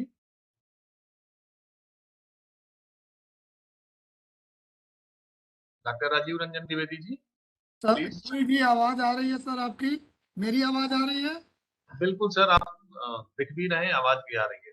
सबको मेरा नमस्कार। मंच से जुड़े हुए तमाम मनीषियों को मेरा सादर प्रणाम, और इस मंच से जुड़कर आभारी हूँ। मेरी विनम्र श्रद्धांजलि है दिवंगत आत्मा को, स्वर्गीय विक्रमादित्य जी को। उनके बारे में जितना भी सुना, ऐसा लगता है जैसे कुछ लोग अपने पीछे सदियों की विरासत छोड़ जाते हैं, और हमें बहुत कुछ सीखने के लिए होता है उनसे। उनकी रचनाओं के माध्यम से, उनके व्यक्तित्व से, उनके कृतित्व से हम जितना कुछ भी सीख पाए वो हमारे लिए अच्छा रहेगा। अभी शहर से गांव की ओर की बात कर रहे थे राघव जी, तो उसी सिलसिले में मैं एक कविता, छोटी सी कविता सुनाना चाहता हूँ, जिसका शीर्षक है मेरी और तुम्हारी दिल्ली। जो शहर भी है वो सबके लिए एक जैसा होता तो भी कोई बात होती, लेकिन ऐसा भी नहीं है। गांव से शहर में जो भिन्नता है वो तो है ही। शहर से शहर में भी डिफरेंट लोगों के लिए एक ही दिल्ली, अलग अलग दिल्ली है लोगों के लिए। तो उसी बात को ध्यान में रखते हुए आपके सामने मैं अपनी कविता प्रस्तुत करना चाहता हूँ, जिसका शीर्षक है मेरी और तुम्हारी दिल्ली। आवाज आ रही है सर पूर्णतः? जी जी बिल्कुल ठीक है। तो ऐसे है, कुछ लाइन शुरू हो रहा है कि किस देश से आकर तुम, किस देश से आकर तुम हो वृथा ढूंढते इंद्रप्रस्थ को। किस देश से आकर हो तुम वृथा ढूंढते इंद्रप्रस्थ को। प्रयाण प्रवर पांडव समेत, प्रयाण प्रवर पांडव समेत कर कब की स्वर्ग सिधारी दिल्ली, मेरी और तुम्हारी दिल्ली। किस देश से आकर तुम हो वृथा ढूंढते इंद्रप्रस्थ को।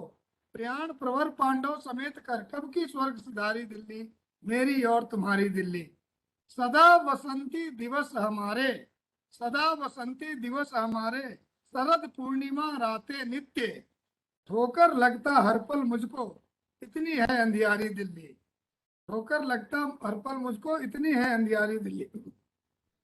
एक तरफ है स्वर्ण सिंहासन, एक तरफ है स्वर्ण सिंहासन, स्वान चिढ़ाते नर जीवन को। और एक तरफ है मुझे तिघाती, एक तरफ है स्वर्ण सिंहासन, स्वान चिढ़ाते नर जीवन को। और एक तरफ है मुझे दिखाती मेरी लाचारी दिल्ली, एक तरफ है मुझे दिखाती मेरी लाचारी दिल्ली। कुछ भूख भग्न कुछ अर्धनग्न, भूख भग्न कुछ अर्धनग्न, कुछ स्वप्न दमित हो मरते हैं, और कुछ तिल तिल कुछ त्वरित करुण, निष्पंद निरव हत्यारी दिल्ली, मेरी और तुम्हारी दिल्ली। विहग विटप वसुधारोती, विहग विटप वसुधारोती, बहती सरिता असलील यहाँ, बिना पानी के बहती सरिता असलील यहाँ। और विप्लव की विद्रूप योजना, क्या है नई तैयारी दिल्ली, मेरी और तुम्हारी दिल्ली। ऐसी दिल्ली वैसी दिल्ली बृहत कथाएं वर्णित है, ऐसी दिल्ली वैसी दिल्ली बृहत कथाएं वर्णित है। भीत दीवारों, डरे हुए दीवारों, भीत दीवारों पाषाणों से पूछो कितनी प्यारी दिल्ली, मेरी और तुम्हारी दिल्ली। किसी सत्य का भ्रम नहीं, किसी सत्य का भ्रम नहीं, आदर्श मूल्य नेपथ्य में है। किसी सत्य का भ्रम नहीं, आदर्श मूल्य नेपथ्य में है।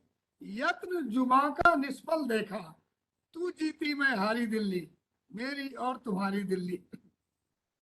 दिल्ली दिल वालों की नगरी, दिल्ली दिल वालों की नगरी, कहने में अच्छा लगता है। दिल्ली दिल वालों की नगरी कहने में अच्छा लगता है, पर एक बार उनसे पूछो जिनके दिलों पर भारी दिल्ली, मेरी और तुम्हारी दिल्ली। गोरी दिल्ली काली दिल्ली, गोरी दिल्ली काली दिल्ली, प्यासी और मतवाली दिल्ली, एक जैसी हो ही नहीं सकती मेरी और तुम्हारी दिल्ली, एक जैसी हो ही नहीं सकती मेरी और तुम्हारी दिल्ली। बहुत बहुत धन्यवाद आप सबों का, बहुत बहुत आभार।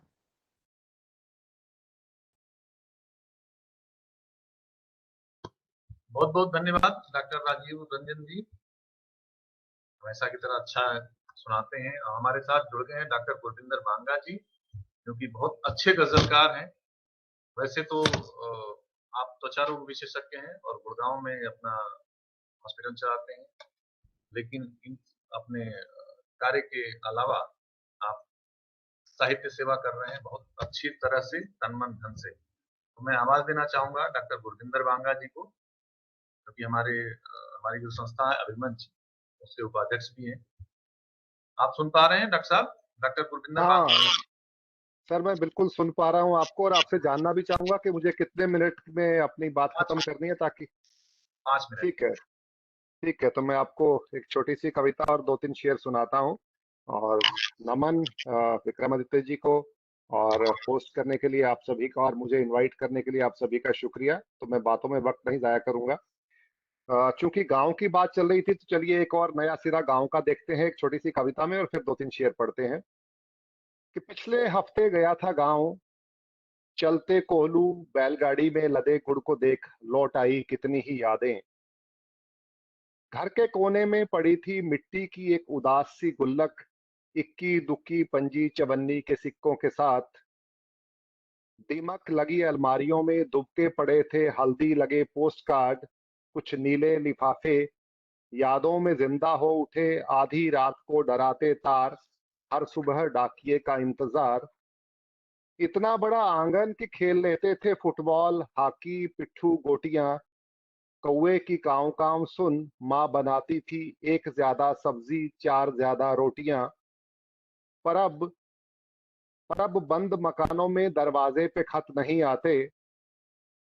फोन की घंटी बजती है, नाम देखकर उठाने का फैसला होता है। कैसे टालेंगे बहाना जुबां पे होता है। ईमेल व्हाट्सएप फोन, अब शब्द तो आते हैं मगर अक्सर एहसास नहीं आते। कौवे न जाने कहाँ खो गए, दिल से आने वाले मेहमान नहीं आते, दिल से आने वाले मेहमान नहीं आते। तो शुक्रिया नित्या जी। और जैसा मैंने वादा किया था कि जल्दी जल्दी 3-4 शेर, ताकि समय की सीमा में रखूं, तो ये गजल पेश है कि मौत के हर कारे लश्कर आम है। ये आजकल के माहौल की गजल है कि मौत के हर कारे लश्कर आम है, जहर खुरानी के मंजर आम है। रेस के घोड़ों को आखिर क्या हुआ, रेस के घोड़ों को आखिर क्या हुआ। सुर्खियों में आज खच्चर आम है, और रीढ़ की हड्डी तो कब की बिक चुकी, और रीढ़ की हड्डी तो कब की बिक चुकी। शहर में झुकते हुए सर आम हैं, और दुश्मनों से अब नहीं खतरा कोई, दुश्मनों से अब नहीं खतरा कोई। अपनों के हाथों में पत्थर आम है, और खो गई गोरैया। ये हम जो जो लोग फ्लैट्स में रह रहे हैं, ये दिल्ली शहर की गुड़गांव की त्रासदी है कि खो गई गोरैया जाने अब कहाँ, खो गई गोरैया जाने अब कहाँ। बालकनियों में कबूतर आम हैं, और अब कहीं पत्थर न आवाजों का शोर, अब कहीं पत्थर न आवाजों का शोर। इस गली में कांच के घर आम हैं, और मकता रखता हूं कि आपको बांगा कोई पूछेगा क्यों, आपको बांगा कोई पूछेगा क्यों। शहर में नकली सुखनवर आम है, शहर में नकली सुखनवर आम है। आप सभी का बहुत बहुत शुक्रिया, धन्यवाद।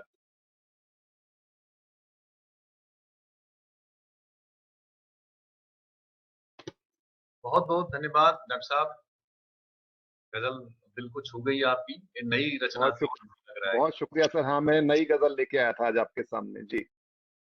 मैं 2 बार फिर से एक बार आवाज लगाना चाहूंगा श्री कामेश्वर प्रसाद श्रीवास्तव जी, निरंकुश जी का। अगर आप हों तो कृपया जुड़ें, आपको सुनने के लिए हम काफी देर से इंतजार कर रहे हैं।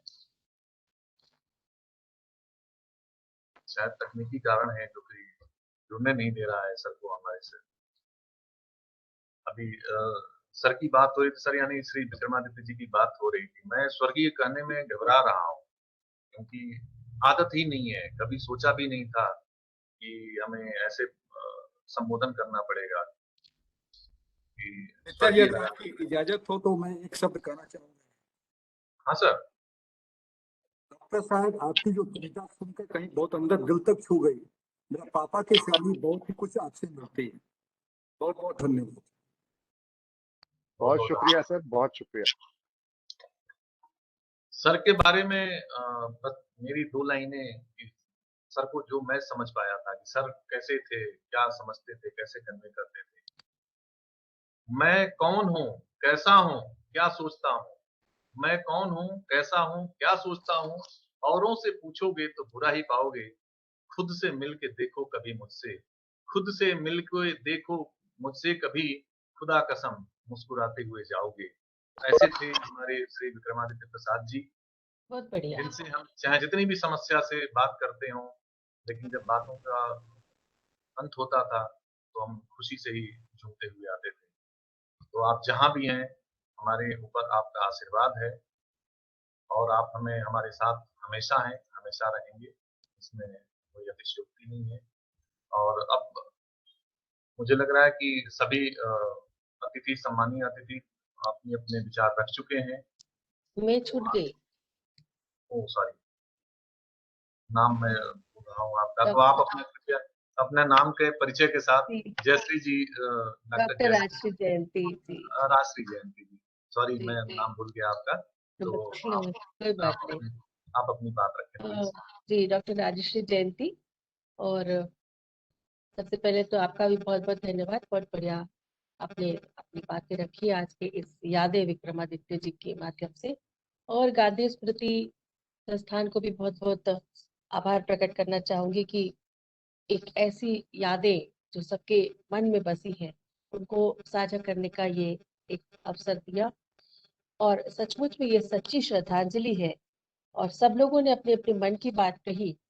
छोटी सी मेरी भी मन की बात उनसे हुई थी पहले भी। और जब हम लोग साहित्य संस्कृति मंच से वो संरक्षक रहे और मैं जुड़ी, तो उससे पहले से ही मैं चूंकि मंच संचालन चूंकि करती आई हूँ, दूरदर्शन में रही हूँ, तो उनसे भी कभी किसी मौके पे किसी और की किताब के विमोचन में, हमारे सर थे डॉक्टर बीके सिन्हा जी, उनके किताब के विमोचन में मेरी उनसे मुलाकात हुई और उन्होंने कहा कि बहुत अच्छा बोलती हो।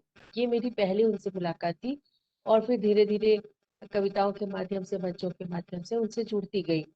और एक छोटी सी बात, जो सहेजी हुई चिट्ठियां उनकी उपन्यास थी, और किसी कारणवश मैं उनसे ले नहीं पाई थी, जबकि कृति चर्चा मुझे करनी थी।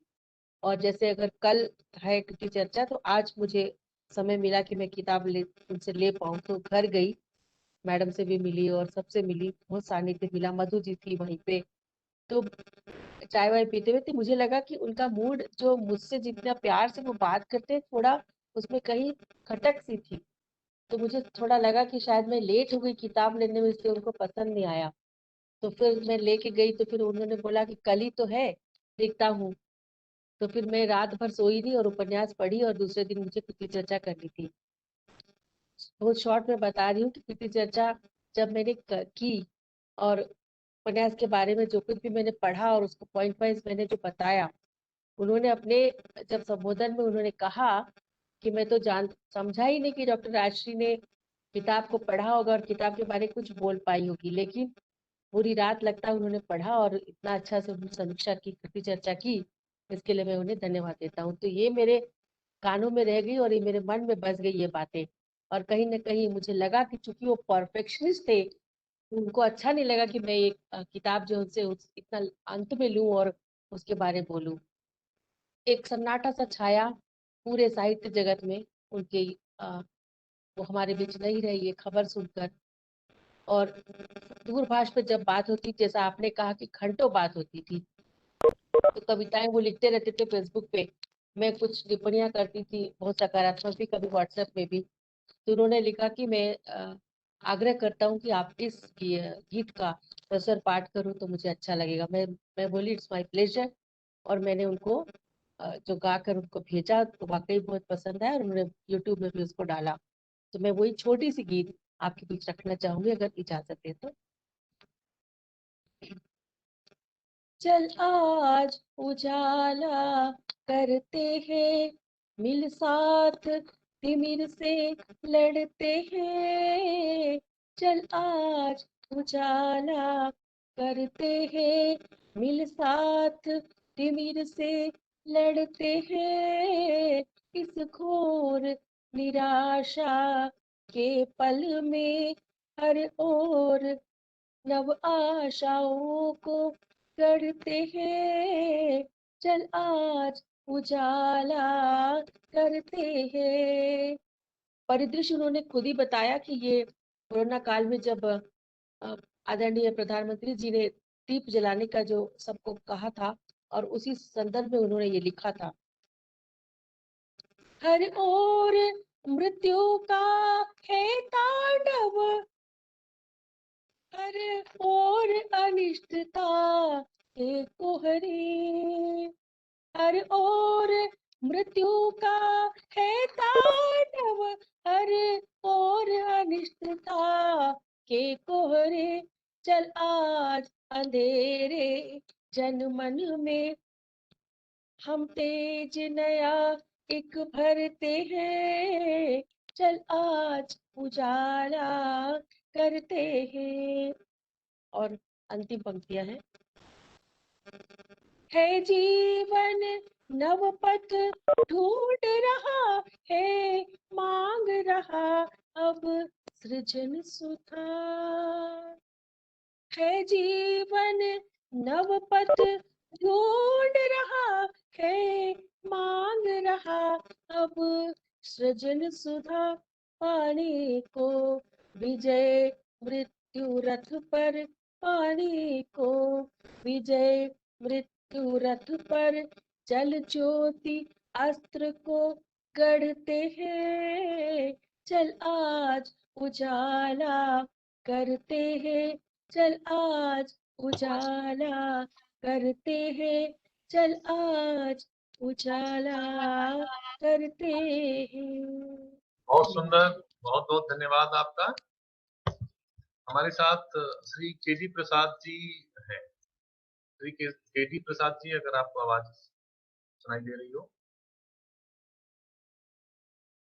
नमस्कार। और आज के इस भावभीनी श्रद्धांजलि सभा में मैं भी नतमस्तक हूँ उस महान आत्मा की जिनके बारे में आज हम जुड़े हैं।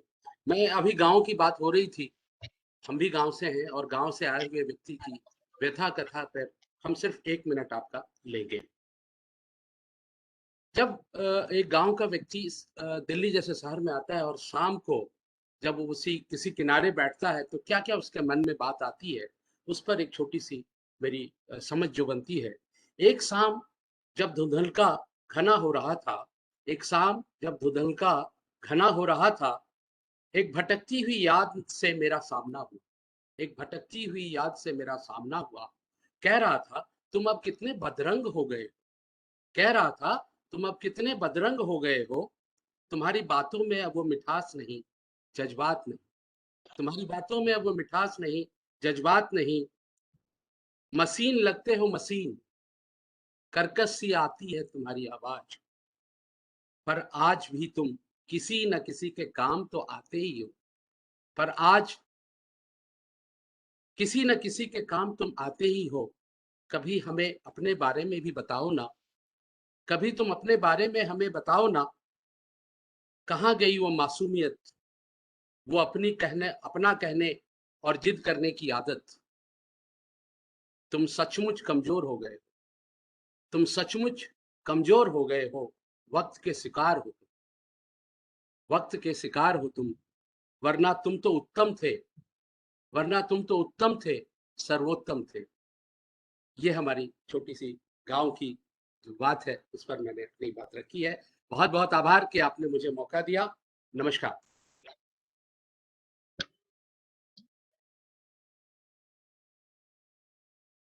बहुत बहुत धन्यवाद सर आपका। आपने समय निकाला और अपने उद्गार अपने शब्दों के माध्यम से हमारे सामने साझा किया। हमारे सभी सम्मानित मित्रगण अपने अपने विचार रख चुके हैं। नित्यानंद जी, आवाज आ रही है मेरी? हाँ जी, आ रही है बिल्कुल। प्रेम शंकर बोल रहा हूँ। प्रेम शंकर जी नमस्कार। नमस्कार। आप कहाँ अभी तक रुके थे? आपके बिना कार्यक्रम मैं अधूरा था। मैं पिछले 1 घंटे से हूँ, आप लोगों को सुन रहा था। तो आप खुल के अपनी कुछ बातें हमारे साथ शेयर करें, क्योंकि आप ही वो कड़ी हैं जिससे हम सर से मिल जी पाए थे। जी जी जी जी। तो श्री प्रेम आ, शंकर जी हैं, सर के परिवार से हैं और मेरे पुराने मित्र हैं। आपको देख के खुशी हो रही है, मीडिया पर्सन है दिल्ली में, तो आप अपने श्रद्धांजलि प्लीज करें अपने शब्दों में। जो सभी को मेरा नमस्कार है, और मैं एक न्यूज़ चैनल में संपादक हूँ, दिल्ली में ही मेरा दफ्तर है। और मैं जितना जान पाया था उनको, पापा जी को, वो क्योंकि उनसे थोड़ा मेरा लगाव इसलिए भी ज़्यादा था क्योंकि मेरा जो काम, मेरा जो कर्म क्षेत्र है वो पत्रकारिता था, और साहित्य और पत्रकारिता का जो सामंजस्य है, मुझे लगता है सभी बुद्धिजीवी वर्ग से लोग हैं, लोग समझते होंगे। तो कई चीज़ों पर चर्चा होती थी, तो उन्होंने कई नाटक और कई कविताएं उन्होंने लिखी, तो उसको ऑडियो वीडियो फॉर्म में लाने के लिए कई बार बातें होती रहती थी कि हम लोग ऐसा करेंगे वैसा करेंगे।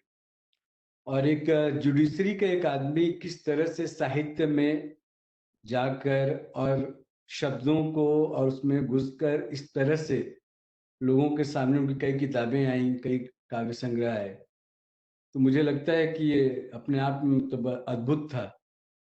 और आज मतलब इस मौके पर उनको याद करना, उनके बारे में कुछ कहना, मैं सौभाग्यशाली समझता हूँ अपने आप को।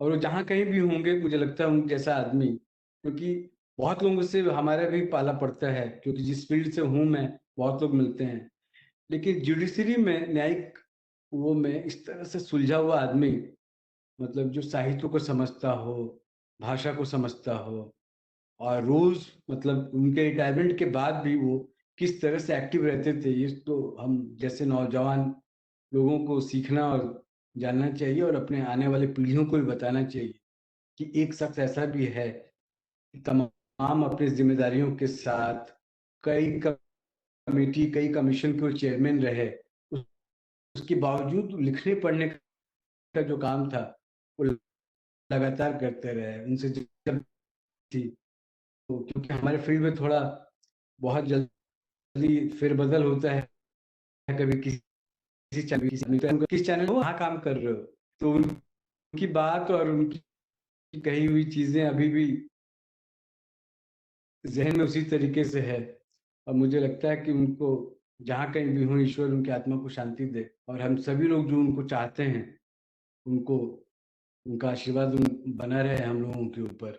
और नित्यानंद जी, वही है कि आज आप संचालन कर रहे हैं, बहुत अच्छा लगता है कि मैंने एक ऐसे व्यक्तित्व से, एक ऐसे मतलब आप मेरे भाई के समान हैं। हमारी मुलाकात आज से करीब 20-25 साल पहले की मुलाकात है, और इस तरह से आप जुड़े कि मतलब परिवार का हिस्सा आप भी बन गए। तो अंत में मैं यही सबसे गुजारिश, मतलब सबसे मतलब अपने आप को वो करते हुए, समय कम है, क्षमा चाहते हुए सबको मेरा नमस्कार है। और पापा जी जहाँ भी हों, उनको भगवान उनकी आत्मा को शांति दे। बहुत बहुत धन्यवाद प्रेम शंकर जी, आप आए, अच्छा लगा कि वो कड़ी भी फिर से आज जुड़ी। तो सर भी कहीं देख रहे हैं हमें, उनका ये आशीर्वाद ही है कि हम सारे लोग एक जगह पे, एक प्लेटफॉर्म पे जुड़ के बातें कर रहे हैं। तो अब मैं आवाज देना चाहूंगा परिवार के ही सदस्य और सर के सुपुत्र श्री धर्म रक्षित जी को, जो अपने बात और धन्यवाद के साथ रखें। श्री धर्म रक्षित जी। सर्वप्रथम सबको नमस्कार। मैं अपनी माँ श्रीमती मंजू प्रसाद की ओर से आप लोगों का आभार प्रकट करता हूँ, तथा अपने परिवार के सभी सदस्य गणों की ओर से आप सबों का कोटि कोटि नमन कि आपने इस प्रोग्राम में आकर इस प्रोग्राम में हम लोगों के साथ जो हिस्सेदारी की है, और अपने जो आपकी रचनाएं हैं उस और कुछ समय तक जो मेरे पिताजी की रचनाएं थी उनको भी आपने साझा की। आज उनका जन्म दिवस है, और इस जन्म दिवस को हम एक दूसरे रूप से मनाना चाहते हैं। शायद 28 दिसंबर को जो भूकंप हुआ था, हमें लगा था कि शायद हम बिखर गए, लेकिन उनके व्यक्तित्व में कहीं भी वो बिखराव की बात कभी होती नहीं थी। उनका व्यक्तित्व ऐसा था कि जहां पर कि वो जुड़ने की बात करते थे, बिखरने की बात ही नहीं करते। तो मैं और मेरे बड़े भाई श्री दीपांकर श्री ज्ञान जी आपस में जस्ट 4-5 दिन पहले आपस में हम विचार विमर्श करते कैसे उनके इस जन्मदिन को मनाया जाए, और एकाएक ये विचार आया। और फिर जो हमने नित्यानंद जी को ये बात बताई, नित्यानंद जी ने सहर्ष इस पूरे कार्यक्रम का जो संचालन से लेकर जो बाकी लोगों से जुड़ाव भी उन्होंने अपने कंधे पर ले लिया। नित्यानंद जी, मैं आपका तहे दिल से शुक्रिया अदा करता हूं। अनिता रश्मि जी हमेशा साथ रही उस समय से लेकर आज तक। मैं उसमें उनसे पहले उस समय फेसबुक में जुटा नहीं था, लेकिन जैसे मेरे पिताजी के गुजर जाने के बाद जब उनकी संवेदनाएं आई तो सबसे पहले मैं उनसे जुटा, और वो आपकी कविताएं मैं देखता रहता हूँ। और मैं नित्यानंद जी को यही कहा था कि आप कुछ लोगों से जो उनके बहुत नजदीक हैं, एक अनिता रश्मि जी, उनसे आप बात कीजिएगा, तो शायद जो ये पूरा का पूरा कार्यक्रम काफी सफल होगा। मैं आपको बहुत बहुत नमस्कार करता हूँ और तहे दिल से आपको आभार प्रकट करता हूँ। ऐसे तो इस आज बोलने का अवसर मेरे बड़े भाई का था, लेकिन हमेशा की तरह हमेशा सेक्रीफाइस करता है। आज कृष्ण ने मुझे सेक्रीफाइस करके मुझे यह मौका दिया। मेरे पास शब्द नहीं है कि आज मैं एक ऐसे व्यक्तित्व के विषय में बात करूं जो अपने आप एक निराला था। शायद ही कोई ऐसा जज होगा जो साहित्य से भी इतना जुटा हुआ, और बहुत कम लोगों को यह मालूम होगा कि उन्होंने अपनी अपनी जो जिंदगी थी वे शिक्षक के रूप में प्रारंभ की। तो उनके जीवन का बहुत सारे आयाम थे। हम उस आयाम को जिंदा रखना चाहते हैं, और आप समूह से निवेदन ये करते हैं कि हम तरह तरह के इसी तरह से कभी न कभी किसी अवसर पर कोई ना कोई प्रोग्राम करते रहेंगे। और आप लोग सभी लोगों से निवेदन यही करता रहूंगा कि आप लोग कृपया जुटे रहें, और उनकी जो ये जो सोच थी उसको हम आगे बढ़ाते रहेंगे। हम अगला प्रोग्राम शायद 28 दिसंबर को जब उनकी पुण्यतिथि होगी उस समय भी करना चाहेंगे। उस समय संदर्भ कुछ और होगा, लेकिन सदस्य वही होंगे, और सदस्य शायद मुझे लगता है कि ज्यादा बढ़ जाएंगे। ये प्रोग्राम फेसबुक पे ही था, जहां मैंने देखा काफी लोग उस पर लाइव थे। मैं इस सभा का अंत उनकी ही रची हुई एक रचना से करना चाहता हूं, जो शायद आप लोगों ने बहुत पहले देखा, जो आप लोगों ने देखा कि शायद वो बातें हुई कि वो बिरसा और जटायु से उनकी कहानी स्टार्ट हुई। बात ऐसी नहीं थी, उनकी कहानी बहुत पहले स्टार्ट हुई थी। 1974 में जब उनकी लिखी पहली रचना छपी थी, तो उस रचना के माध्यम से उन्होंने अपनी अपनी जो साहित्यिक जीवनी की स्टार्ट की थी। आज उस पर एक जो है जस्ट मुझे 30 सेकंड का वक्त दिया जाए। मैं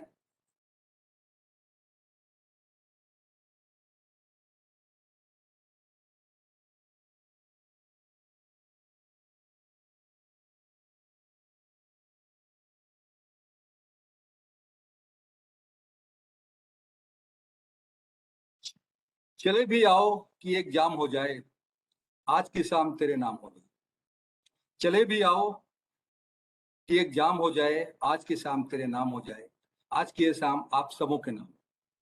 आप सबों ने आकर इस कार्यक्रम की शोभा बढ़ाई, हम सबों का मान सम्मान किया, और जो हम उनकी स्मृति थी उस स्मृति को हमने आगे बढ़ाया। मैं आपको एक बार पुनः अपने परिवार की ओर से, अपनी माताजी श्रीमती मंजू प्रसाद की ओर से नमन करता हूं, और उम्मीद करता हूं कि भविष्य में इसी तरह से जुटे रहेंगे। बहुत बहुत धन्यवाद नित्यानंद जी, इन सारे कवि जनों को आपको एक साथ लाने का। और डॉक्टर बंगा साहब की जो कविता थी दिल को छू गई, क्योंकि मैंने देखा कि कहीं ना कहीं मेरे पिताजी उसमें जीवित हो गए। डॉक्टर बंगा साहब, आपको सहृदय आभार, और बाकी भी सभी कवि जनों को सहृदय आभार। धर्म रक्षित सर, ये मेरे लिए बहुत गर्व की बात है, और बहुत अच्छा लगा आपसे जुड़कर, आज से मिलकर, और ऐसी महान विभूति के इस कार्यक्रम में आकर मुझे बहुत बहुत एक सेंस ऑफ ग्रेटिट्यूड फील हो रहा है। आप सभी का शुक्रिया मुझे साथ जोड़ने के लिए। तो डॉक्टर साहब, मैं आपके बगल में रहता हूँ, मैं सेक्टर 50 में रहता हूँ, कभी आपसे पर्सनल मुलाकात करूंगा।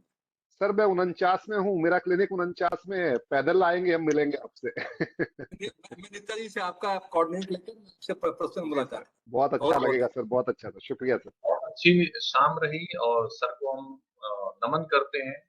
हमेशा वो अपने आशीर्वाद बनाए रखें, हमारे साथ यूं ही अपने शब्दों से हमारे साथ चलते रहें, या हम उनको लेके चलते रहें। क्योंकि वो हमारा साथ कभी छोड़ के नहीं जा सकते, ऐसा मुझे विश्वास है। क्योंकि एक लंबा दौर साथ में चला है हम लोगों का, और ये सिलसिला जो कि आपने इतनी अच्छी साहित्य कृतियां लिख के आपने छोड़ी हैं, उनके माध्यम से हम आपको हमेशा याद करते रहेंगे इन पंक्तियों के साथ। मुझे अगर भूल जाओगे तो कोई गम नहीं, मुझे अगर भूल जाओगे तो कोई गम नहीं, हमारा प्यार अपने साथ लेकर जाओगे, अकेले में कभी भी याद करके देखना, अकेले में कभी भी याद करके देखना, मुझे खुद से करीब खुद के पास पाओगे। तो ऐसे ही थे हमारे विक्रमादित्य प्रसाद जी, हम उनको नमन करते हैं और आप सभी सम्मानित सदस्यों का धन्यवाद करते हैं। बहुत बहुत धन्यवाद। थैंक यू सो मच, बहुत बहुत धन्यवाद। आप सभी का बहुत बहुत शुक्रिया।